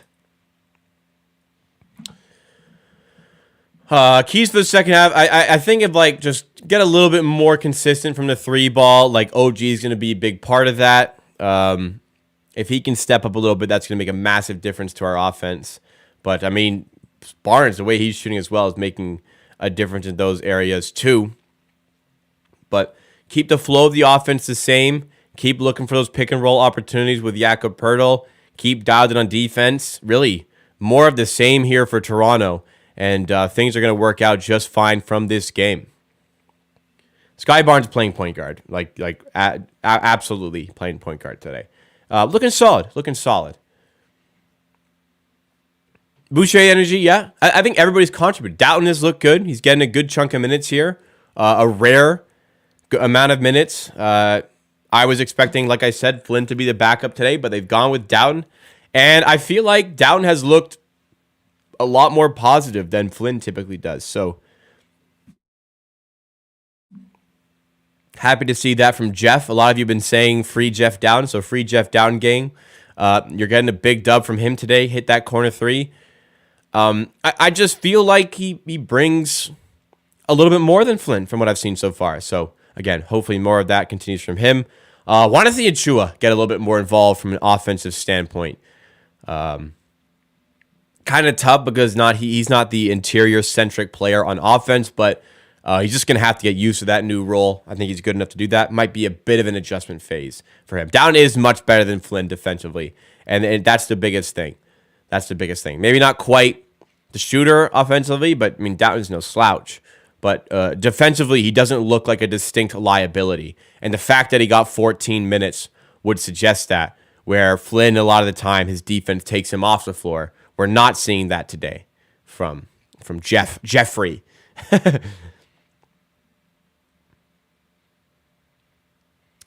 Referees have not been his friend, though. But, yeah, he's not getting burned as easily as I've seen from Flynn. So hopefully that continues. And if it does, then we could see some more Jeff Down minutes going forward. Remember when Paul Jones just randomly started talking about Kia's finance? I don't recall. I usually don't listen to those guys per game. I don't really listen to any of the commentary. I have it on, but I don't listen intently. I'm focused on myself. All I hear is myself coming back through here. I can just hear myself talking. I love the sound of my own voice. I hear it for 3 hours straight when the Raptors are playing. Yeah, free throws we started to get some more near the end of that half. Pelicans were up 14-1 in the free throw category earlier on. We've come back a little bit there, but maybe it'll balance out in the end.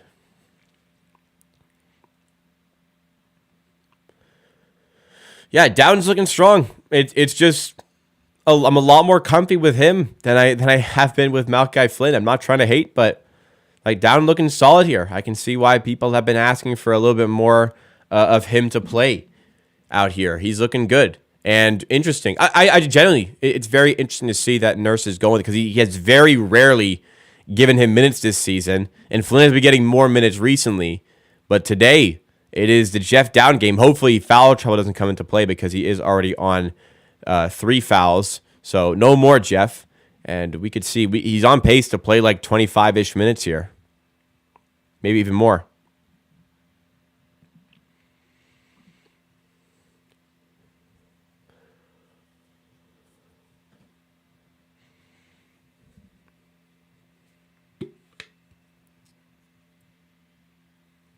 He brings Alvarado energy. I don't know if I'd go I guess to a degree, like Alvarado is a good player for sure, but what he lacks from talent, he makes up a lot with intangibles and his hustle.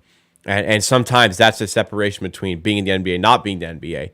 That's definitely how he got to the NBA. At this point, he's skilled enough to play in the league, but a big reason why he earned his consistent spot in the league was the hustle that was there. And like I said, sometimes that's the difference between playing and not playing. We're about 30 seconds away from getting started for the second half here. Raptors up 54-45. They've looked good all over the court today, and we need to keep the status quo here. But 9 points, not enough to give me the full confidence in the team to just go on and win this game. We remember that Utah game from before the All-Star break. But plenty of opportunity here for the Raptors to get over the line and get a win here. Let's see how they finish off here. Jason says, did you see Manchester United against Barcelona? That was, man, United have not had a night like that. Coming back, European night, coming back against I know it's only Europa League, but coming back against a European giant, coming back from 1-0 down to win, like that was, the vibes were special there. I love that. Pirtle inside, can't finish at the rim off the nice feed by Scotty Barnes, and we are underway in Toronto for the second half. Ingram looking to get them going. Excellent defense by Jakob Pirtle. Man, does he make a difference for this team. Wow. Barnes to OG. Oh my goodness, he almost threw down over JV. It's off the rim, and it does end up just falling in the end after a couple of bounces, but wow. OG almost crammed that on his former teammate, Jonas Valanciunas. Ugh. Herb Jones to Richardson. Now Ingram, and he's fouled by OG. Whistle comes out early for the Pelicans here. I also would have liked to have seen Champagny get a shot, but I guess the Raptors weren't happy with what he had, and they wanted to open up the roster spot, and they've gone with Joe Wieskamp. I still think he's got a place in this league in the future, but unfortunate. Richardson to JV. Now McCollum outside for three, off the mark, and another rebound by Pirtle. He's rocking an 11-11 night so far, and pretty much a half of basketball to go. Barnes is stripped. Here comes Richardson the other way. Doesn't want that Pirtle smoke, so he cycles outside. Feeds it to Ingram, defended by OG. Ingram fights past and is fouled there. Another foul called against the Raptors early. Evelyn, what's going on? Welcome to the stream. Six Canada, welcome. I love all our players in this team, but how the hell are we pay all these players? You can't. Somebody's going to get... I think OG will get traded. Fred's not walking. Maybe signed and traded, he's not walking. Another foul called against the Raptors. We're not even a minute and a half in, and that's 3 fouls called against the Raptors. Like, what was that even called for? Is it fair to me to say I like Scotty as the initiator in transition over Fred, but I like Fred much better half-court playmaker? Very fair. I can agree with that. 3 team fouls already. Inbound to Herb Jones. Now McCollum. He feeds it to JV in the paint, who spins and lays it in. I agree with Phoenix as well. And I think the transition passes look a lot better as the initiator for the lack of better term, Siakam. What a play. Wow. I think for the lack of a better term, like the casual fan watching the game, Scotty Barnes' passing, initiating in the full court offense looks better and is more noticeable, which is why a lot of people cite him as the guy who should be running the offense. But the stuff that is lesser seen in the half-court sets that Fred VanVleet does is very important. And in fact, you could say it's more important, but it's not as seen. So I kind of like the way that's phrased. 3-pointer by Ingram, and the game is down to 6 points, 58-52. Raptors could use a bucket here. Pelicans have tightened their defense so far as Siakam throws it away. That will be an over and back, or it's out of bounds here. So not a good pass there. Out of bounds. And Pelicans will inbound. Good run here by the Pelicans. I would call timeout on a make. I think Nurse will call timeout on a make. Look at all the empty seats, man. Get your ass in your seat. It's been almost 3 minutes. Ingram for 2. Got it. Timeout. Oh, Nurse, you had a good one in the first half, buddy. Don't let him play. 4-point game. Raptors could use a bucket in a big way here. Barnes. Tough 2 and gets it. Wow. Didn't love the shot selection, but it drops for Scotty Barnes, and I guess worth it to let them play. McCollum to the rim. Misses the layup. JV can't tip it in. Wow. The Pelicans blow that one. Raptors chance the other way with Barnes. Herb Jones defending. Scotty Barnes wants the smoke. Going up to the rim. Cannot finish. Jakob Poeltl fights for that rebound. What a play by Poeltl to set up the second chance possession here. Siakam attacking JV to the rim. Cannot get the and one to convert, or the shot to convert, but he will have an opportunity at the line to get those 2 points anyway. How about Poeltl getting an extra possession out of nothing there? I don't want to sound like I'm gassing up Poeltl too much, but man, he's just making the differences in the small ways. I remember vividly our last game against the Pelicans. Granted, Zion was playing, but I vividly remember that away game against the Pelicans. They slaughtered us on the interior. Completely not the case today. Poeltl's got like 11 points, 12 rebounds, maybe even more rebounds now. Siakam at the line, gets both free throws, 8-point game again.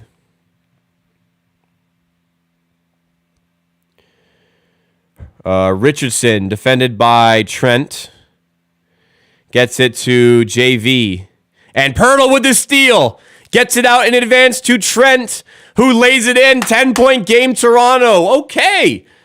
Since I said we need a timeout, the Raps have gone on a 6-0 run, so maybe I was wrong. Jakob Poeltl again making the difference. Gets the steal, and he should get the assist for that one as well.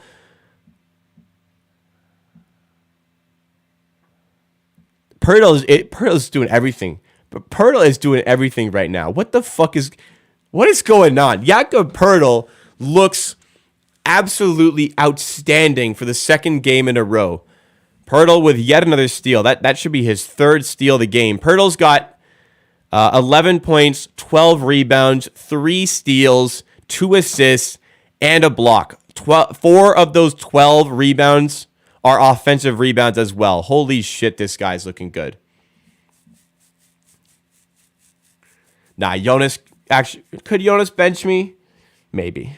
Is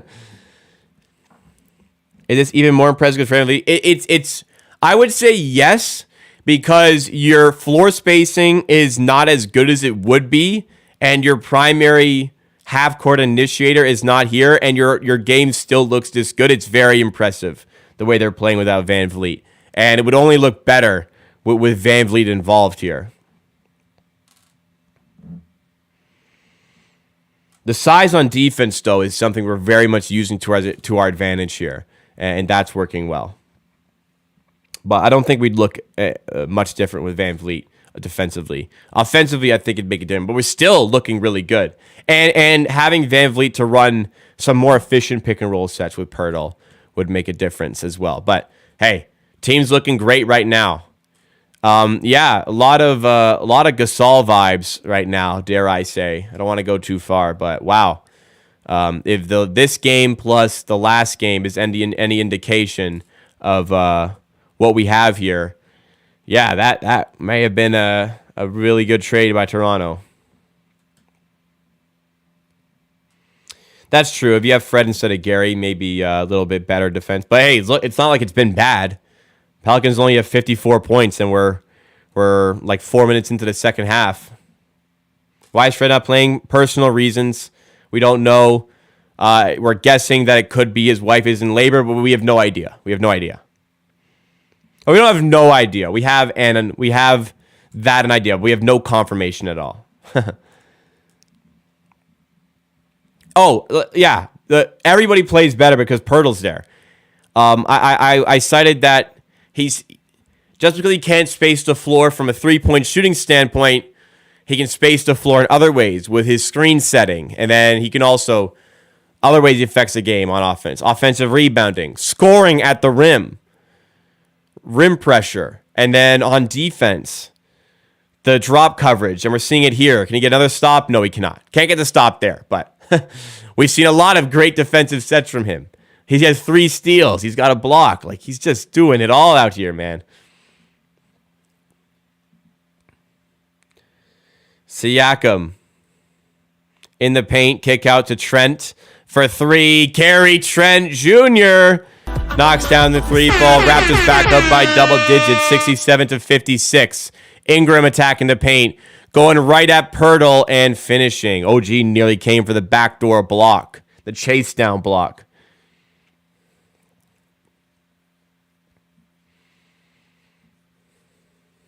Trent to OG for 3. No good. In fact, it was an air ball. May have gotten blocked. Ingram the other way. He is stuffed. Absolutely stuffed by Barnes. Siakam the other way, attacking JV and 1. What a sequence by the Raptors. Scotty Barnes with the block. And Pascal Siakam going the other way with the and 1 layup over his former teammate Jonas Valanciunas. Get that shit out of here, Brandon Ingram. Scotty Barnes looking excellent tonight. And Siakam coming into this one here. Siakam, look at this, man. Look at this all-star Pascal Siakam. Shout out Adam Silver, by the way, because for the injury reserves in the for the All-Star game, it is directly chosen by Adam Silver, and he chose Siakam. So shout out him for taking Siakam over Harden.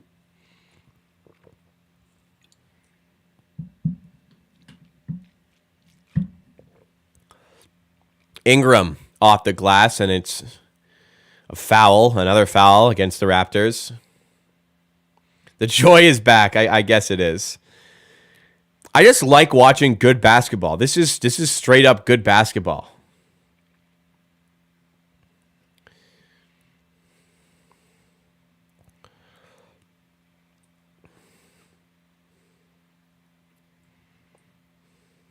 Oh, we are killing teams. In the 3 games with Pirtle, I believe, I think with Pirtle on the floor, we scored 130 per 100 possessions average. And without him, we scored 103 per 100 possessions. Only 3 games, so very small sample size. But it very much looks like the Raptors have always been a solid team that is being really taken to a new height with an actual big. I mean, it's not that surprising, to be honest. Yeah, we're starting to see the benefits of the trade now. The offseason will be telling, though, on the decision making, on financial aspect, the draft equity that was lost. But it's clear he is a great fit. That was never in question. It was never in question how good of a fit he was with the Raptors. To me, never a question. Siakam for 3, bang, Pascal puts in the 3 ball there. Pulls up and makes it a 13-point game. Like I said, excellent player. There, you can question maybe the value from the trade, how much we paid for him. We paid for him, but the fit was never a question. Raptors with another stop. Siakam got Herb Jones on skates. Takes it to the rim and gets fouled. Herb Jones was a little wobbly there. Stumbled around and Coloco's making fun of him. Oh, man, Herb Jones got crossed and commits the foul. Siakam having a great third quarter after a lackluster first half. Ugh. Herb. Walking a tightrope. Dude, I actually, like, I was thinking about Herbert. I was very high on him this season. He didn't have the offensive jump I was expecting. What a shame. Gary Trent quietly got 15 points tonight.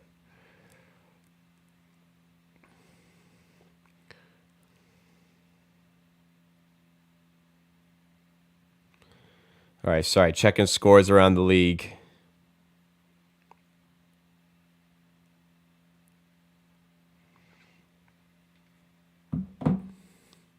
Ingram for 3. Big shot. Makes it a 12-point game. I mean, Ingram's just really good.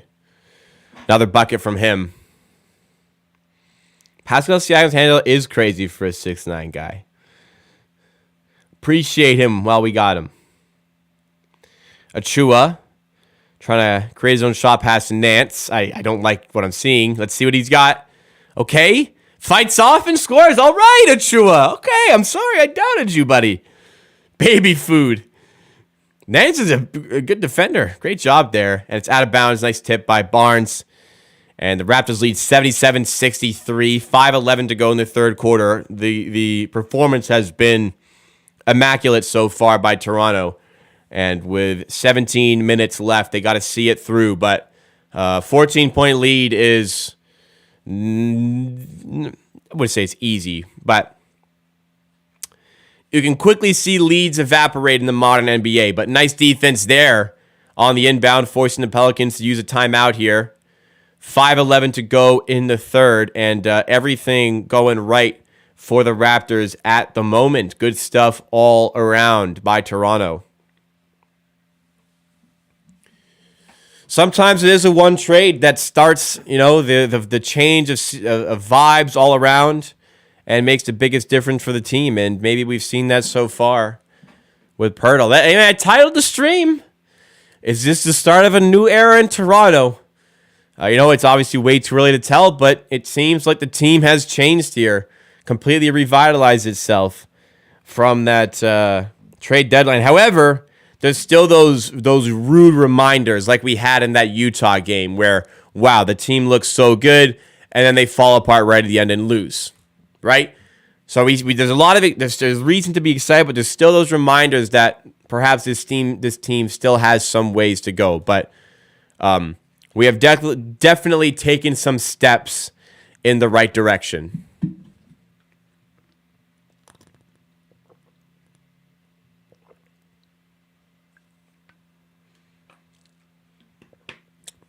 I just saw the commercial for Cocaine Bear. I want to see its Rotten Tomatoes. If it's over 35 on Rotten Tomatoes, I'll be pretty surprised. Let me check. I'm actually curious. Anybody seen it yet? There's no way it's above 50 on Rotten Tomatoes. Like, no way. Okay, here we go. Cocaine Bear.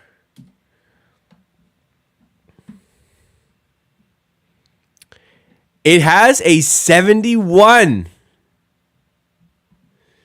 It has a 71. Wow. I never would have thought. It has a 71. It's legitimately getting like solid reviews. I cannot believe that. No audience score as of yet. So maybe it needs a little bit more time to settle in, but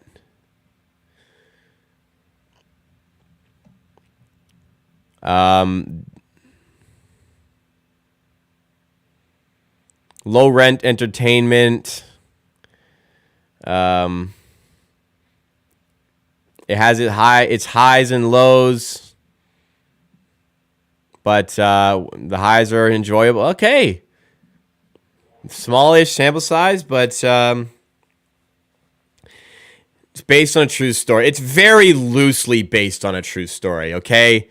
The story it's based off of is yes, I think it was cocaine fell out of a plane or it got dumped out of a plane and a bear ate it all. And then the bear immediately, like, not immediately, but the bear died pretty swiftly after ingesting all of those drugs. So it's not like the movies. It seems to be a movie about a bear that goes on a cocaine rampage after eating it all. But the true story of it is the bear died very quickly and did not go on a drug-fueled tirade. He caused absolutely no harm. I apparently there was like tree bark that was like scratched off of a tree, a bunch of trees nearby, and then a big old dead bear. Barnes at the rim, and he's gonna head to the line here. Ooh, you'll want that back. You could have finished that. Best 10 minutes. Well, can't comment. Say no to cocaine, everybody. But hey, I don't plan on watching that movie, but I would say somebody said it. Ryan says it. Ads are working. The promo for this movie is insane. The marketing crew and the budget that was given to them have nailed it because there's no way this movie is actually like good, right? I went to see Knock at the Cabin last week. Solid movie. And it has a lower rating than Cocaine Bear, and I'd find that surprising.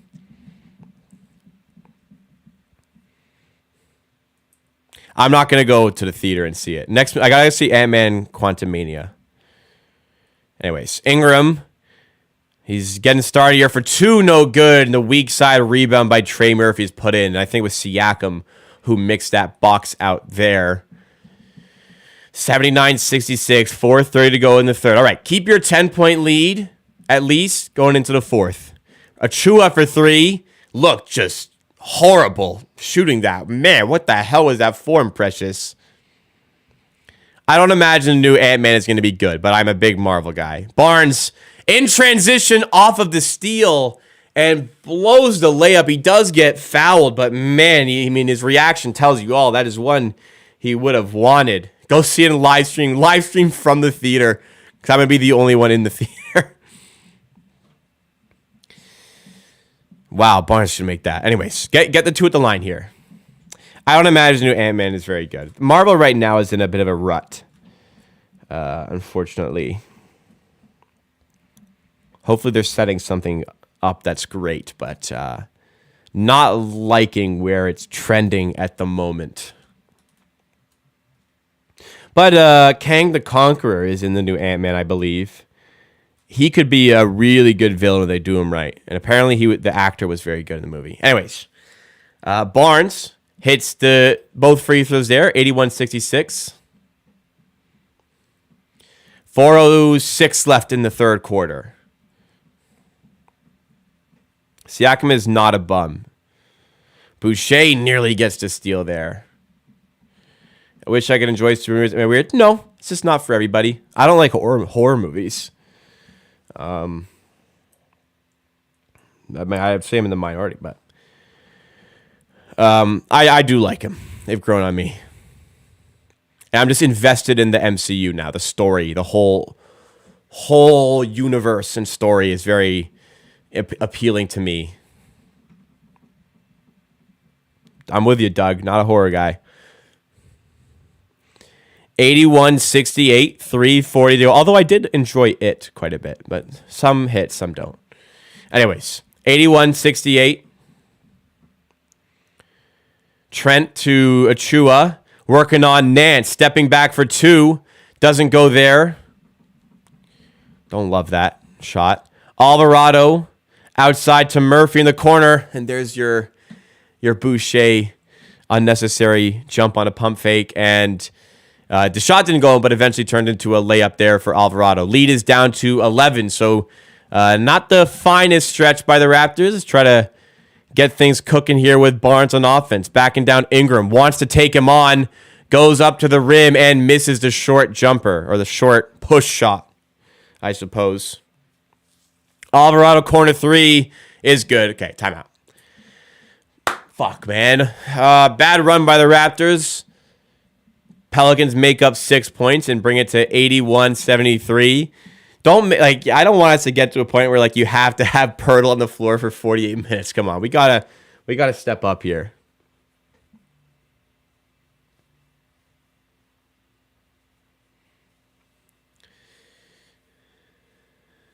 the Shuffle miniseries for? I don't know if I would, but I haven't seen it. Okay, tough spot here.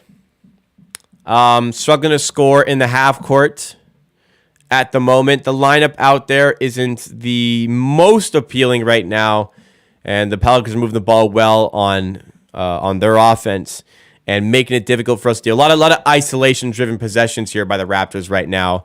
Whether it's Barnes just trying to force the issue, whether it's Achua trying to force the issue. Not the cleanest offensive looks at the moment. So switch it up a little bit. Get a little bit more shot creation there. Maybe adding a little bit of extra floor spacing. Mitigate through this and get us to, 9 minutes left in the fourth and we can get the starters back in. Yeah, I don't know why they're not letting Siakam take the load here. Koloko, there's just not a lot of reason to play him right now, especially with Pirtle here. He gets hunted on defense too much. All right, 81-73. Time to get things going. Siakam. Here we go. Letting Siakam cook. Need a big bucket. And we get it from Pascal. Back to 10 points. And just like that, let Siakam cook. Alvarado to Nance. Can we get a stop to go along with it? McCollum. Defended by Achua. McCollum again. Attacking. Layup is no good. Rebound by Achua. Good stuff there by Precious. Takes it coast to coast. Probably should have passed to Boucher. But Achua will head to the line here. Some decision making from Achua today on offense has not quite been there. Just feed Boucher there. All right. Let's hit the shots. And Achua hits the first. Barnes comes off here, and Jeff Dowden. Free Jeff Dowden gang, rise up. Jeff Dowden back in the game. Malachi Flynn, Raptors Nation, Malachi Flynn in the mud today. Fred VanVleet is not playing, and Flynn still cannot get minutes. And Achua hits both free throws to make up for the lack of a pass. And it's 85-73 Toronto. A couple of good buckets there. Get us back with that comfy lead. Can we get another stop now? McCollum at the rim. Flips it out to Murphy. And how is Trey Murphy? He misses a three, but how is Trey Murphy open again? Achua, get the ball out of his goddamn hand. And a technical called against Nance. Not sure what happened. Oh, it was a double tech. Was there a technical? It was Trent and Nance who pick up techs. They were exchanging words all the way down the court. And they cancel each other out and wraps up the ball. Back on offense here. Siakam working on Marshall. Fading away for two, and he got it. Plus the foul. Siakam with another and one. How about Pascal Siakam and his third quarter here? Had a rough start to the game, shooting 3 and 9 in the first half. He is now 8 for 14 from the field. He's got 23 points. Wow. He is 5 for 5 in the third quarter. That is an NBA All-Star, ladies and gentlemen. Can he make a late All-NBA push? We will see.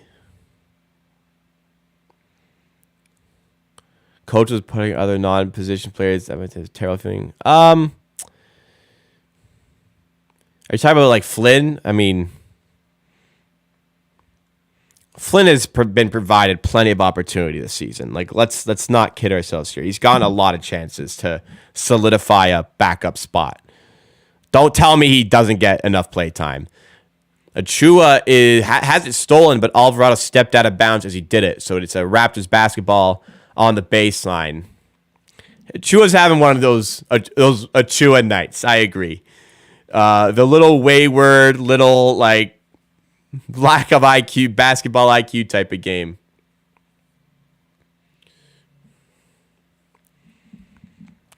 All right, Raptors baseline, 106 to go in the third. You think Nurse been fair to Flynn? Like, yeah. Like, what has he done to warrant more playtime?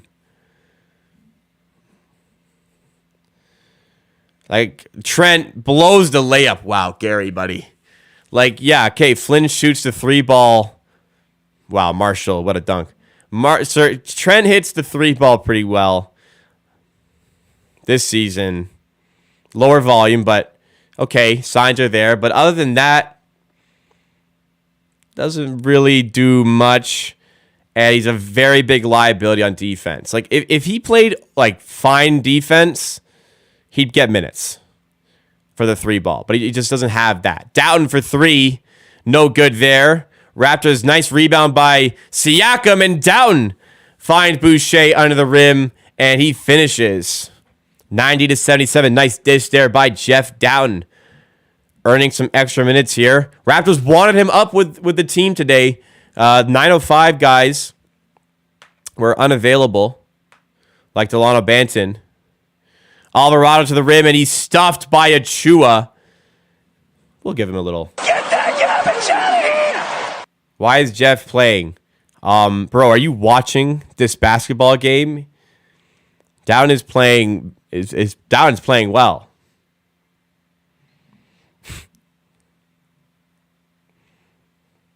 He's moving the ball well, taking things in rhythm, and the biggest thing, he's playing hard-nosed defense. He's playing aggressive defense. The defensive side of Down's game today, as McCollum missed a 3, is something that Flynn usually doesn't provide. Boucher, Boucher to the rim. Oh my goodness. Mama, from where he took off, I can't even believe he finished that. Where did he take off? Marshall for 3. He's blocked by Boucher. Yo, wait, from where he took off, in my head, I'm like, how is he going to dunk it from there? Oh my God. Where did he, that was like a free throw line dunk. Give me a replay of this. He took off from like just inside the free throw line. Holy shit. In-game free throw line dunk for Boucher. I'm like, he had 3 guys to pass to. Holy shit. That is literally like that honest to God would get you like pretty damn near a 50 in a dunk contest. He took off just inside the free throw line and he did it in game. Like, there are guys who have gotten 50s for that in a dunk contest, and he just did that in a game. Holy fucking shit, Chris. Yo, from where he took off, and because he had, like, guys wide open to pass to, I can't believe he hit that shit. Wow. Wow. That was nice. And then to go the other way and block the 3. Holy shit. Chris. Then the block. Wow, all right. That fired me up. That fired us up. Holy shit. That's one of the best in-game dunks I've ever seen from a Raptors player. In my head, I was like, pass the fucking ball. I agree.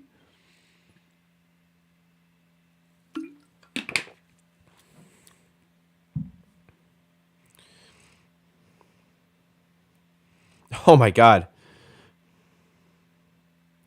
Boucher actually may have gotten a 50 for that in a dunk contest.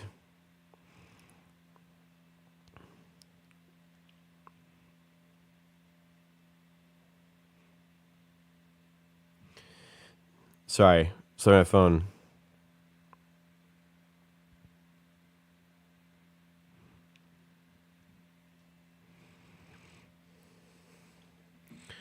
Wow, that was something. If you guys are enjoying the stream content so far, please make sure you hit that like button. Help us get to 100 likes on the stream. And please make sure for more Raptors content, like the streams and videos about this team, you are subscribed to Amateur Hour Sports. All right, the game so far.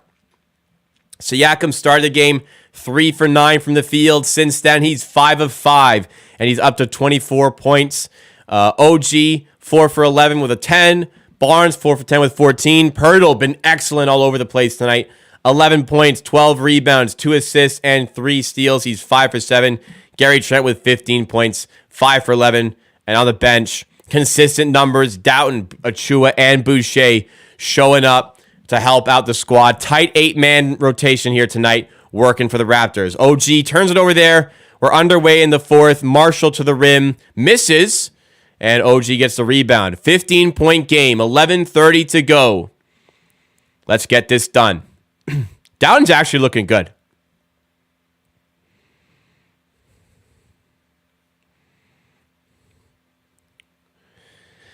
Boucher for 3, and he can't follow up with a 3-ball like that. Barnes wanted the foul there and can't get it, and Herb Jones comes away with a rebound. JV in the paint, finishes past Boucher, and he adamantly yells for the and one, but will not get it. 92-79. Raptors got to get over the line, and Nurse has seen enough. He wants to get Pirtle in to deal with the threat of JV. I had fun watching the Raptors in other parts of this season, but having a big and just no longer seeing like that glaring issue with the defense is makes them a lot more enjoyable. Nice putback there from Achua. But yes, or that Boucher. Sorry, Boucher hit that. Because it was so glaring that we needed a rim protector, and we finally have it. And he spaces the floor on offense with his screens. Like, he just makes a huge difference. JV at the rim, misses, but gets his own miss. And yeah, we need Pirtle. We need Pirtle in. Koloko, we're going to be patient. A lot of good signs there, but we'll give him time. Pirtle's about to come in. He's at the scores table for the next out. Achua to Barnes, back to Achua, and he turns it over. One of those games from Precious, for sure. Jones to Marshall, outside to McCollum, chance to make it 10 points, and he does. One of those Precious games. A lot of bad decisions. 94-84. Game's not done. Pelicans just quickly made up 5 points there. 7-2 run. Barnes fights his way inside and reverse dunk. Wow. Scotty Barnes. Know the vibes. Good stuff there. 96-84. McCollum fighting to the rim, and he's fouled by OG. That will get Pirtle into the game, thankfully. Yeah, that Boucher dunk was... I actually cannot believe I saw that. I still can't believe where he took off and how he threw it down like that. That was actually insane.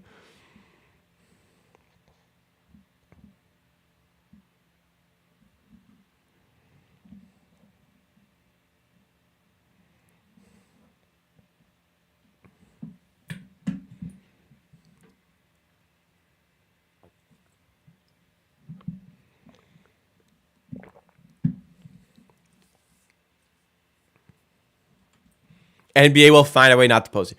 I'm not even joking. That dunk could have gotten him in a 50 in a dunk contest. I'm not even like trying to hype him up for no reason. Like, that actually could have gotten him in a 50 in a dunk contest. That was ridiculous. Barnes layup just takes it right to the hole and finishes. 98-86. McCollum to the rim. And he finishes and makes it again a 10-point game here. Dwayne Wade give him a 9. You know that I'm pretty sure that the famous Aaron Gordon dunk that Dwayne Wade gave in a 9 instead of a 10, I'm pretty sure another judge also gave it a 9. I believe it was Candace Parker. I can't quite remember, though. McCollum mid-range got it. But I'm pretty sure Aaron Gordon got a 48 on that dunk. That people like roast Dwayne Wade over. Like, literally, the dunk contest changed its scoring rules because of Dwayne Wade.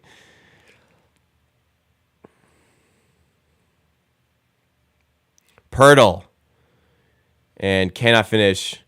Oh, it might have been Chadwick, actually. It might have been Chadwick that year.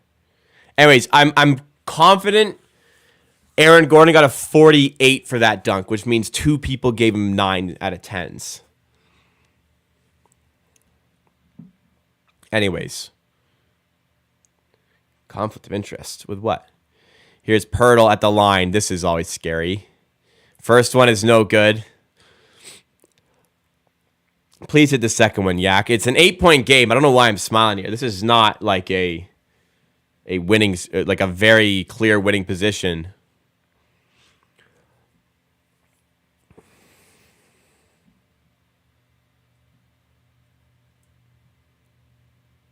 Oh, was Derek Jones... Oh, Derek Jones was a Miami player at the time. Pirtle misses both. Oh, I forgot Derek Jones played for the Heat at the time. Did he?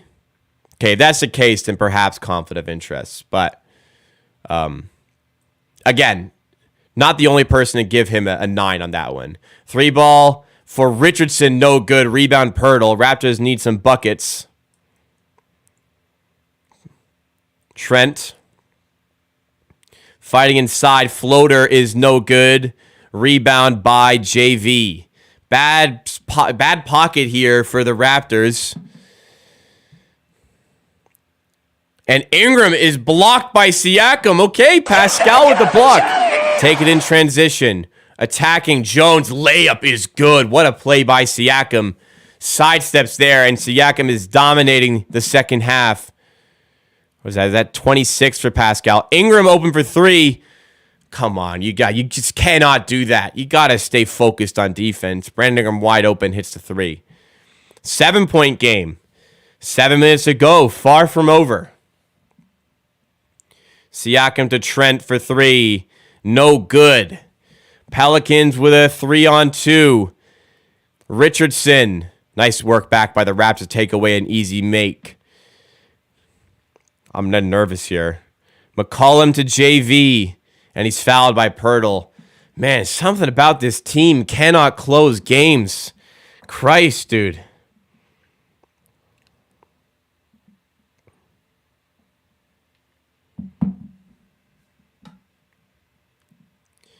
All right. Raptors up by 7 now. It was was it 15 to start of the half? Yes. No. What was it start of the half?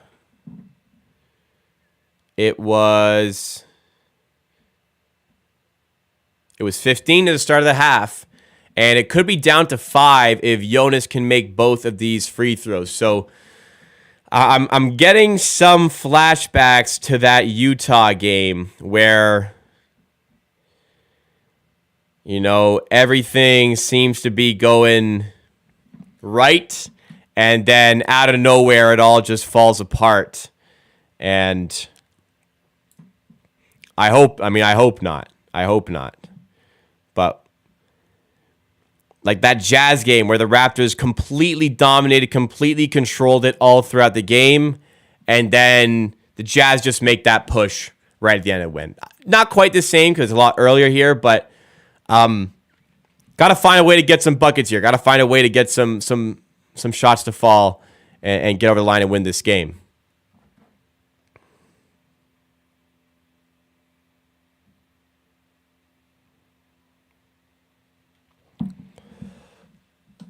Aiden, what's going on? Glad to have you back. Jackson, we need to take back control. Yes, get control, get a run, get comfortable, win this fucking game. I mean, you gotta fucking win these type of games. You control it the entire game. You gotta win these types of games.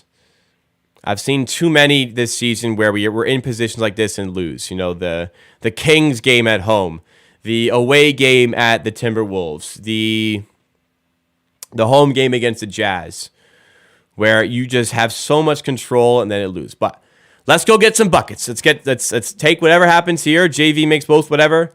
Let's go get some points. Just get points on the board. Keep the offense flowing as it was. I mean, March Madness is always hype when we get there. Once we get selection day or whatever it's called, when they do the rankings and the matchups. Give Pascal the ball. That's true. If we make the playoffs, the way we close games could be a big problem. I feel like a lot of it, like the Jazz game, Siakam never got the ball in the clutch for whatever reason. Like, why was it not like when the going gets this tough? Like the way Siakam just scored on a previous play, like give Siakam the ball and like literally fuck off, man. Like how was Siakam so underutilized in that area? You know what I mean? Anyways, let's fix that today. JV at the line misses the first one. Raptors up 100-93.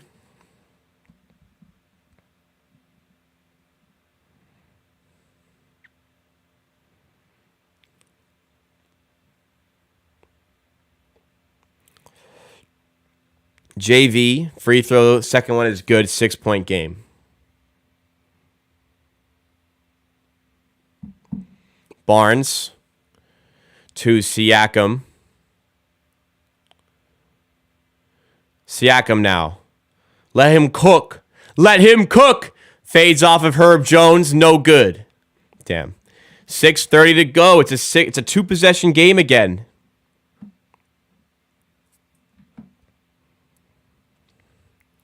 Ingram swatted away on the pass by Trent. Here's Barnes in transition, slows it down. Take it. He gets fouled. I mean, Barnes had take it to McCollum's throat there.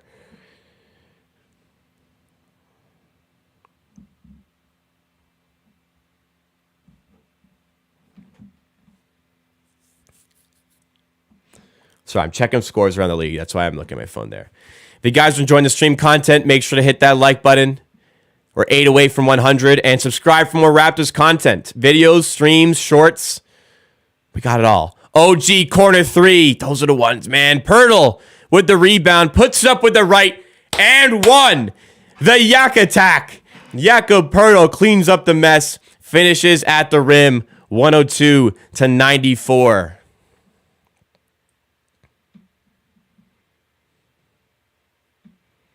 Those are the ones OG, such a good passing play there.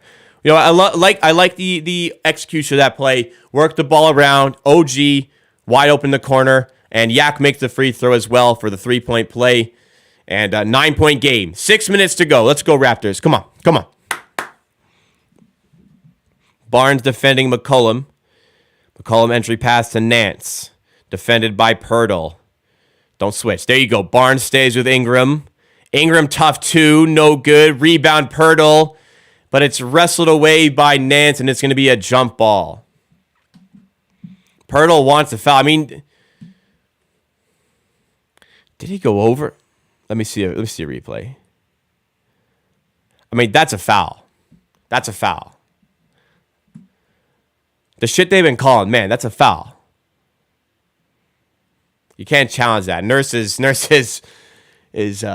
stunned. Let's win the jump. Justice serve. Ball don't fucking lie. Ball don't fucking lie, baby. Raps get the ball back. 103-94.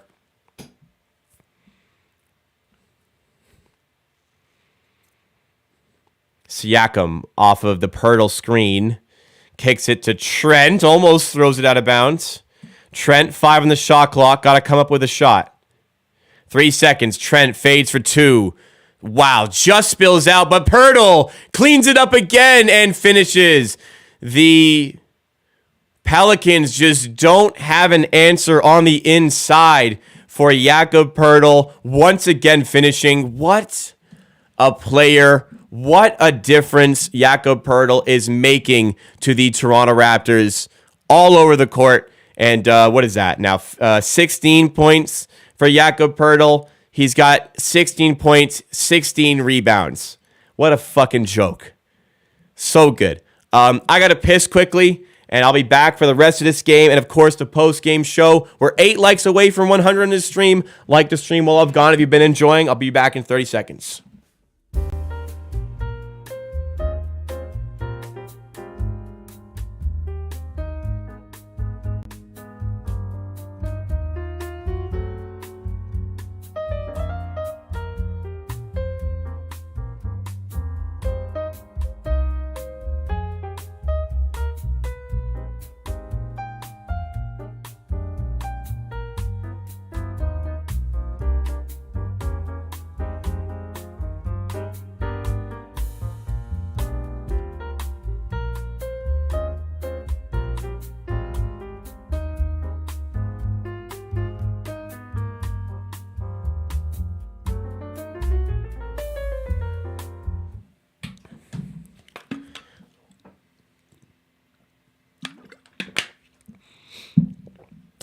Yeah, I had the over on Jakob Pertl's points today, so I'm happy boy. I had him over 10.5. I also have I need the Celtics to win their game. Looks like they will win their game.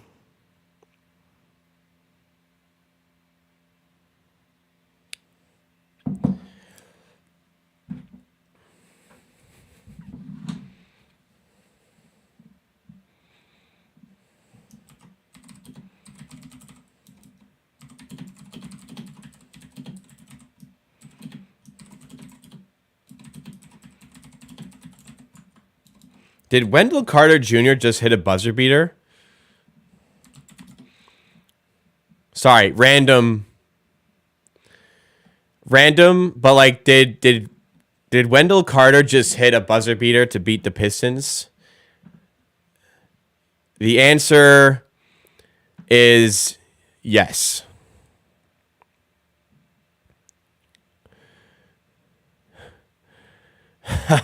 Yes, okay. Sorry, I had Carter over on points, and he covered because he made that shot.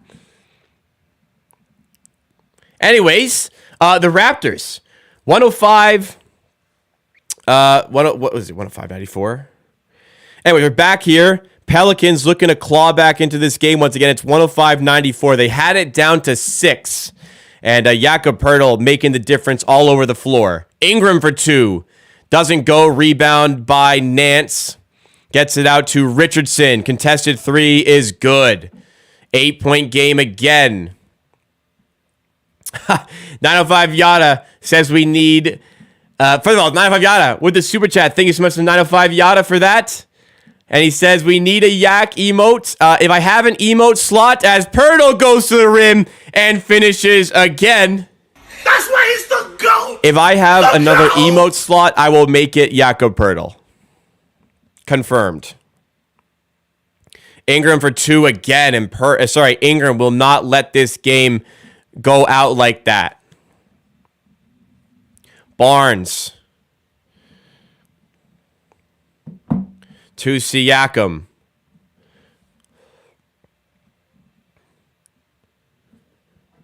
Attacking Jones, spins with the right, no good. Pertl, another putback. Bro, they have no answer for Jakob Pertl tonight. Absolutely no answer for Jakob Pertl. Another offensive rebound that turns into an easy 2. And JV couldn't handle him. Nance can't handle him. And Pertl with the block. Pertl with the rejection on the other end. Jakob, what is going on? Pertl with the make. Pertl with a defensive stop. A screen assist too. Siakam 3-ball is off the mark. Man, Pertl is just everything this team has needed.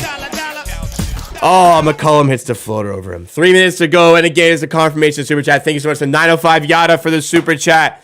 Very grateful for that. Thank you for your support once again.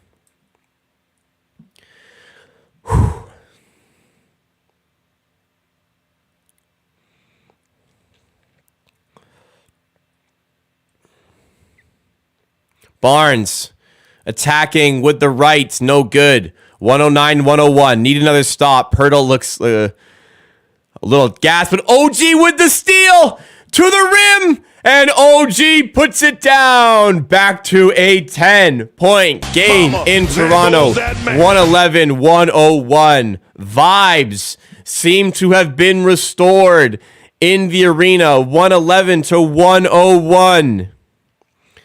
Ingram attacking, and he's fouled, and Ingram won't let this game end without a fight.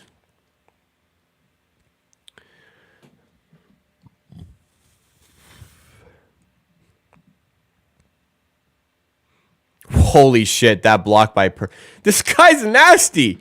This he's better than he's way, like, I was high on him, but he's way better than I thought he would be. Holy shit.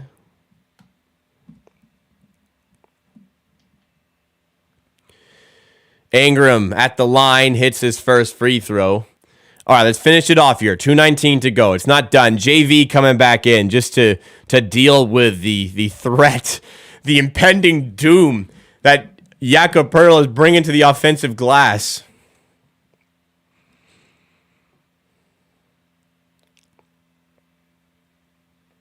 Yo, you're actually like a basement level human being if you try to gatekeep somebody's joy. I swear to God.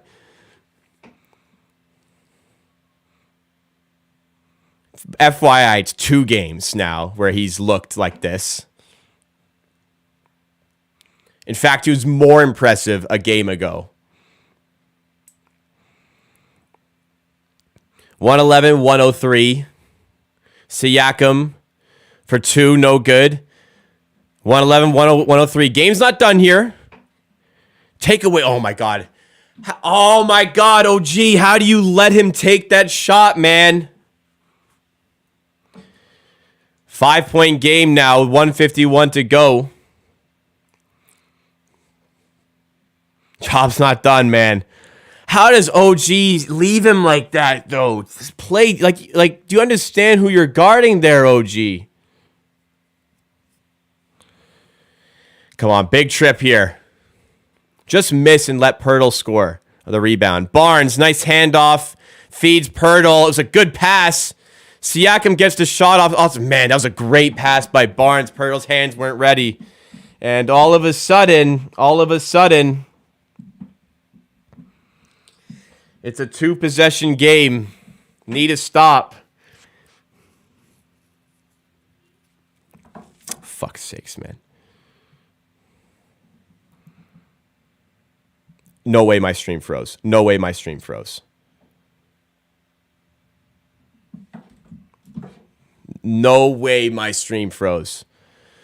I don't know what's happening.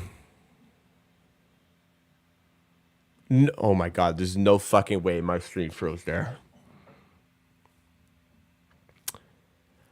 Scoreboard is now a 1-possession game. Oh dear. No way my stream fucking froze right now. TSN, fix up. Do not make me watch an ad. Okay. I see Poeltl at the rim. I see him getting hacked to shit, and that's the smart play. This is where Poeltl on the court is the closing games. Because, yeah, he's got to hit one. And that is something he typically does, but not always.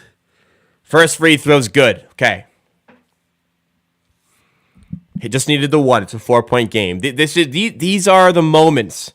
These are the games that you just cannot lose if you're the Raptors. It's happened too often this season where we lose from these like unlosable positions almost.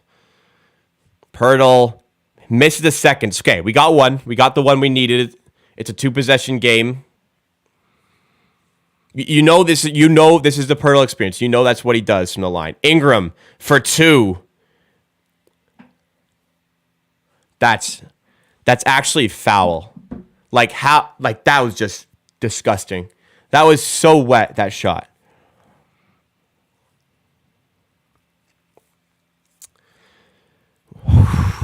Shot clock all the way down. A make pretty much ices it. 7 seconds. Siakam to Trent for 3. Oh, Trent! Gary Trent for 3. The biggest shot of the night, and it's a 5-point game with 12 seconds to go. Oh my goodness. Gary Trent with the dagger. 12 seconds to go. Raptors lead by 5. What a shot by Gary Trent Jr. Oh, I was having Utah flashbacks. I was having Minnesota flashbacks, man. Big time bucket. And when you need a big time bucket, Gary Trent has often been one to provide it. Gary Trent, he does not feel the moment. He embraces it. And he hits the massive shot. Nice feed by Siakam. Whew. All right. Finish the job now. Job's not done. Job's not finished, man. Job is not finished. Appreciate it, Alan. Let's enjoy the stream. If you guys are enjoying the content, make sure to smash that like button. Get us to 100 likes on the stream. If you guys want to see more content like this, as well as some videos about the Raptors, I'll have one coming out tomorrow, then please make sure you are subscribed to the channel. Help me on the road to 14,000 subs. Great job by Siakam. Got the double. Saw the open man when he was bailed out, but Trent bailed him out. That's a big-time bucket. Okay, come on. We'll give the Starboy.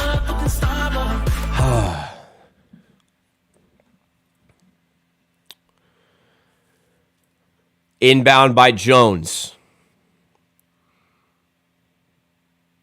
Gets it to Ingram. Not this fucker. Ingram, tough shot, no good. Rebound, Pascal. And he's got to get it over half. Can we call timeout? Okay. 0.6 seconds. Timeout, Nurse. Don't know if there'd be an 8-second violation there, but 0.6 to go. Raptors will just inbound, and that will do it. The Raptors are going to win this game. It's 115-110. Thank you to... Bit loud, but thank you to Doug dropping in the sound alert. That's from Twitch. If you're watching on Twitch, you're able to do that. But that is it. The Raptors are going to win this game. I wish they made it a little bit comfier in the end because they were up by 15 going to the fourth. But some big buckets by Pirtle late. Well, there weren't really many shots, but we did enough. We did enough. And you beat a solid team in the New Orleans Pelicans. No Zion, but whatever. You can only beat what's in front of you, and we are able to do that today.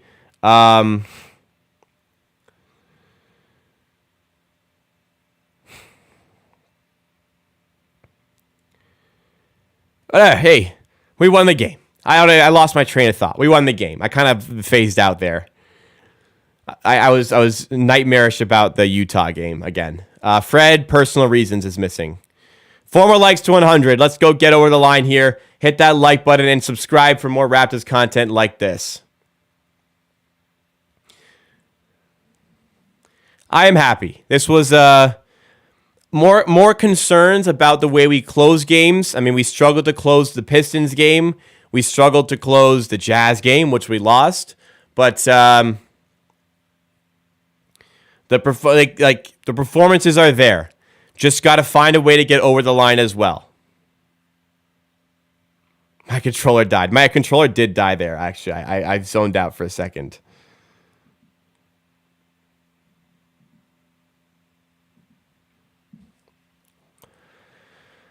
Wow, how about that second half from Siakam? Somebody said it in chat. Like, Siakam had 7 points at halftime or something, and he was 3 of 9. And... well, now, what is he? Now he's 9 of 21, and he's got 26. Somebody said he'd have 27. He didn't have 27, but 26 is still pretty good here. Wow, Jakob Poeltl, 21 points, 18 fucking rebounds, 9 for 11 from the field. And we're just going to inbound here and end the game. The Toronto Raptors come out of the All-Star break, and they get the win against the New Orleans Pelicans. Jakob Poeltl was sensational. Pascal Siakam was excellent. And a little bit of... it goes a little bit weary at the end of the game as the Raptors' offense begins to fault in the fourth quarter. But they did enough over the course of the game to get over the line and get through and win this game. Yes, make sure you are subscribed to all channels in the Amateur Hour Production Network, including this one. But we are going to go into the post-game show in just a second here. But man, what a fun performance to watch here. And another excellent game from Pascal. Look at Yakin skills. Look at the homies. How fun it is to be a Toronto Raptor right now. Oh, I forgot. Juancho and Willie face off. Brother face off. Except neither of them played. But Who cares? All right. Oh, some Jakob Pertl interview. I want to hear this Jakob Pertl interview. I usually don't listen to these, but I want to hear this from... Oh, it's Siakam doing it. Pertl's doing an interview with somebody else. All right. Let's get into our post-game show, everybody. Okay. The Raptors come out of the All-Star break and have a very impressive game. They made it a little bit too close for comfort in the end, but some excellent performances and a big shot late get us over the line in our quest to land the 6th seed in the Eastern Conference. Let's break it all down for you in tonight's post-game show. So the Raptors, out of the All-Star break, Fred VanVleet was one that was really hungry for the Raptors to go and chase the 6th seed this season with 23 games to go, including the one we had tonight, and 4.5 games back of that spot. It would take a lot. It would take a lot of wins from the Raptors, and it would take other teams faltering. But all the Raptors can do is their job, and their job is winning basketball games. They won the game tonight against the New Orleans Pelicans, an injury-depleted Pelicans, a game the Raptors really ought to be winning, should be winning, and they get over the line here with the 115-110 victory. Fourth quarter had us a little bit worried, had us a little bit concerned. Brandon Ingram almost took over the game. He did take over the game, but it was not enough. The Raptors gave themselves enough of a cushion from earlier on in the game to do it. A big reason why the Raptors were in this position was the play of Jakob Pertl, who was once again, for the second game in a row, absolutely sensational for this team. Jakob Pertl drops 21 points, 18 rebounds. He goes 9 for 11 from the field and has 7 offensive rebounds. If that wasn't enough, he had 3 steals, a block, and 2 pretty nice assists to go along with it. Siakam, who started the game 3 for 9 from the field, who was 3 for 9 at halftime. He had 7 points at halftime. Takes over the third quarter and the second half in general. Finishes with 26 points in this game, 5 assists, 4 rebounds. That is our all-star. OG couldn't really get his feet under him here from 3, coming back from injury. We'll see better from him in later games, but 12 points, 6 rebounds isn't terrible. Barnes, a stellar game here, fresh off of an impressive Rising Stars performance, 18 points, 5 rebounds, 3 assists, and 3 steals. Trent humming along here, 18 points, 6 for 16 from the field, but it was Trent's massive dagger shot late, which got the Raptors to win in the end. The Raptors were up by 2 with 12 seconds left when Siakam hit Gary Trent on the outside to hit that three-pointer. Excellent stuff from Gary Trent. Shout out Gary Trent as well for having 18 points with only 1 assist, 2 steals, 0 rebounds. Pure shooter, pure buckets. Off the bench, we got solid numbers. Jeff Dowden was impressive in his brief stint. It was surprising to see Jeff Dowden get the extra minutes instead of Malachi Flynn, but I think he proved why he got those minutes. He was much more serviceable, we'll call it, on defense than you would normally see from Malachi Flynn. Did his job, played in rhythm. Boucher was solid off of the bench, 9 points, 8 rebounds, and Boucher had a dunk. If you haven't seen it, he took off from just beyond the free throw line and absolutely threw it down. A dunk that may have gotten a 50 in a dunk contest. From Achua, it was one of those Achua games. Maybe one of the only negatives here. It was one of those games from Achua where the decision-making was very Precious-like. It was low IQ basketball decision-making. Kind of went flat offensively with him on the floor in the fourth quarter, but we know there are better days ahead as he gets more adjusted to, I guess, a different role here. But I seriously cannot give enough credit to how well Jakob Pertl played in this game. I seriously cannot. Beyond, the 9 for 11 shooting, 21 points, 18 rebounds, which is obviously sensational. Genuinely, there was no answer for him from the Pelicans late. Like, the Raptors couldn't buy a shot, a jumper to go. But there was like 3 straight possessions where he got an offensive rebound and finished it off. It seemed like it was 3 straight at least. That we just haven't had that interior presence. Fred VanVleet was missing from this game for personal reasons. Hopefully everything is all right there. And that takes away a lot of our floor spacing. And I think the Raptors would look even more impressive having that here today. And the half-court initiator from a playmaking standpoint. But as I've said, Pirtle doesn't space the floor by shooting, but he spaces it in other ways. He spaces it with his screens that he sets, the pick and roll sets, and he provides more space to his teammates. Him being on the floor just makes this team better. I think we saw a lot of reason why that is the case today. Not to mention what he brings to the team individually from an offensive standpoint in scoring. Defensively, maybe he was just as even more impressive. 3 steals was great, but he gave the Pelicans all sorts of problems on the interior where the Pelicans completely bashed us earlier on in the season. He defended the rim really, really well, got the rebounds, got us extra possessions. Like, seriously cannot praise Jakob Poeltl enough for this performance, and hopefully more of them are on the way, as that's 2 dominant displays in a row. I always kind of thought that, man, like this Raptors team, if you just give them that presence, that rim protector, that guy who your defense can rely on at the rim, it's going to change this team. And though it's only been a brief sample size, it seems like we're maybe trending in that direction. He just makes defense easier for everybody else on the floor. And I've been like, I've talked about maybe slight overpay. I've talked about maybe we don't agree with the decision making, the deadline, but cannot overstate how much I wanted Poeltl to be here and how much I loved the fit on this team. And brief sample shows perhaps why that is the case so far. Going to the team stats from the game, Raptors don't shoot the ball as well as the Pelicans.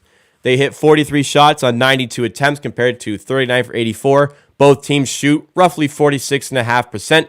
3-pointers made a bit of a difference late where the Pelicans started a little bit cold from there. They heated up late and got themselves back into this game. Brandon Ingram was outstanding, like I said. They shoot 43% from the field. We only go 29%. Offensive rebounds really, really helped us late, especially from Poeltl.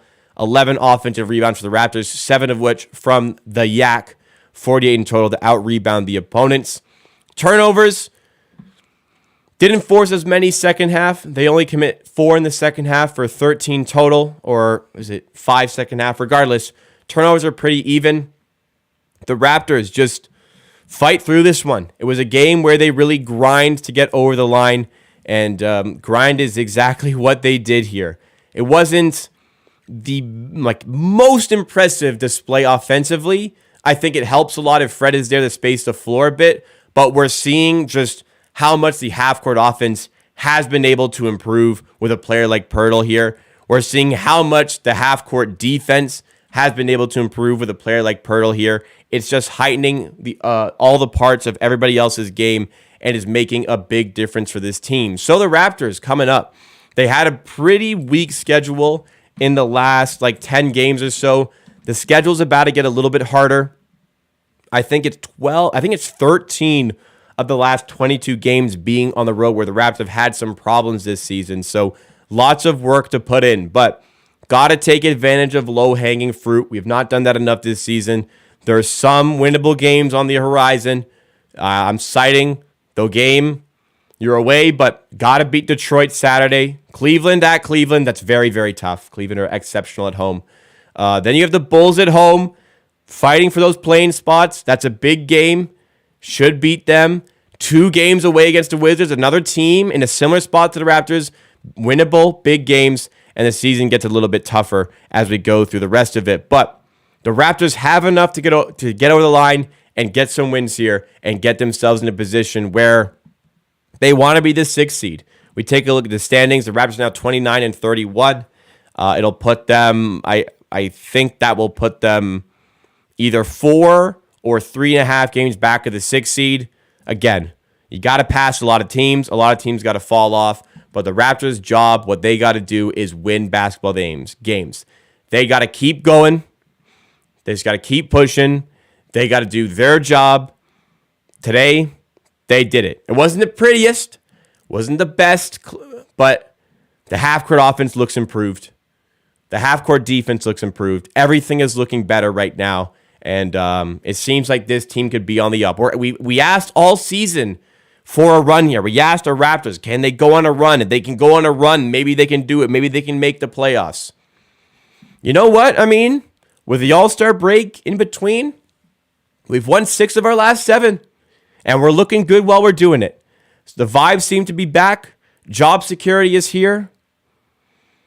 everybody seems to be having a good time, and I'm having a good time watching it all unfold. So take that win. We move. Let's see what we got next time. All right. If you guys enjoyed this, you want more Raptors content just like it, please hit that like. Please subscribe to the channel. And if you enjoyed this particular piece of Raptors content, hit that like button. It does go a long way to supporting the channel. And we'll see you next time as the Raptors take on the Pistons on Saturday. All right, guys.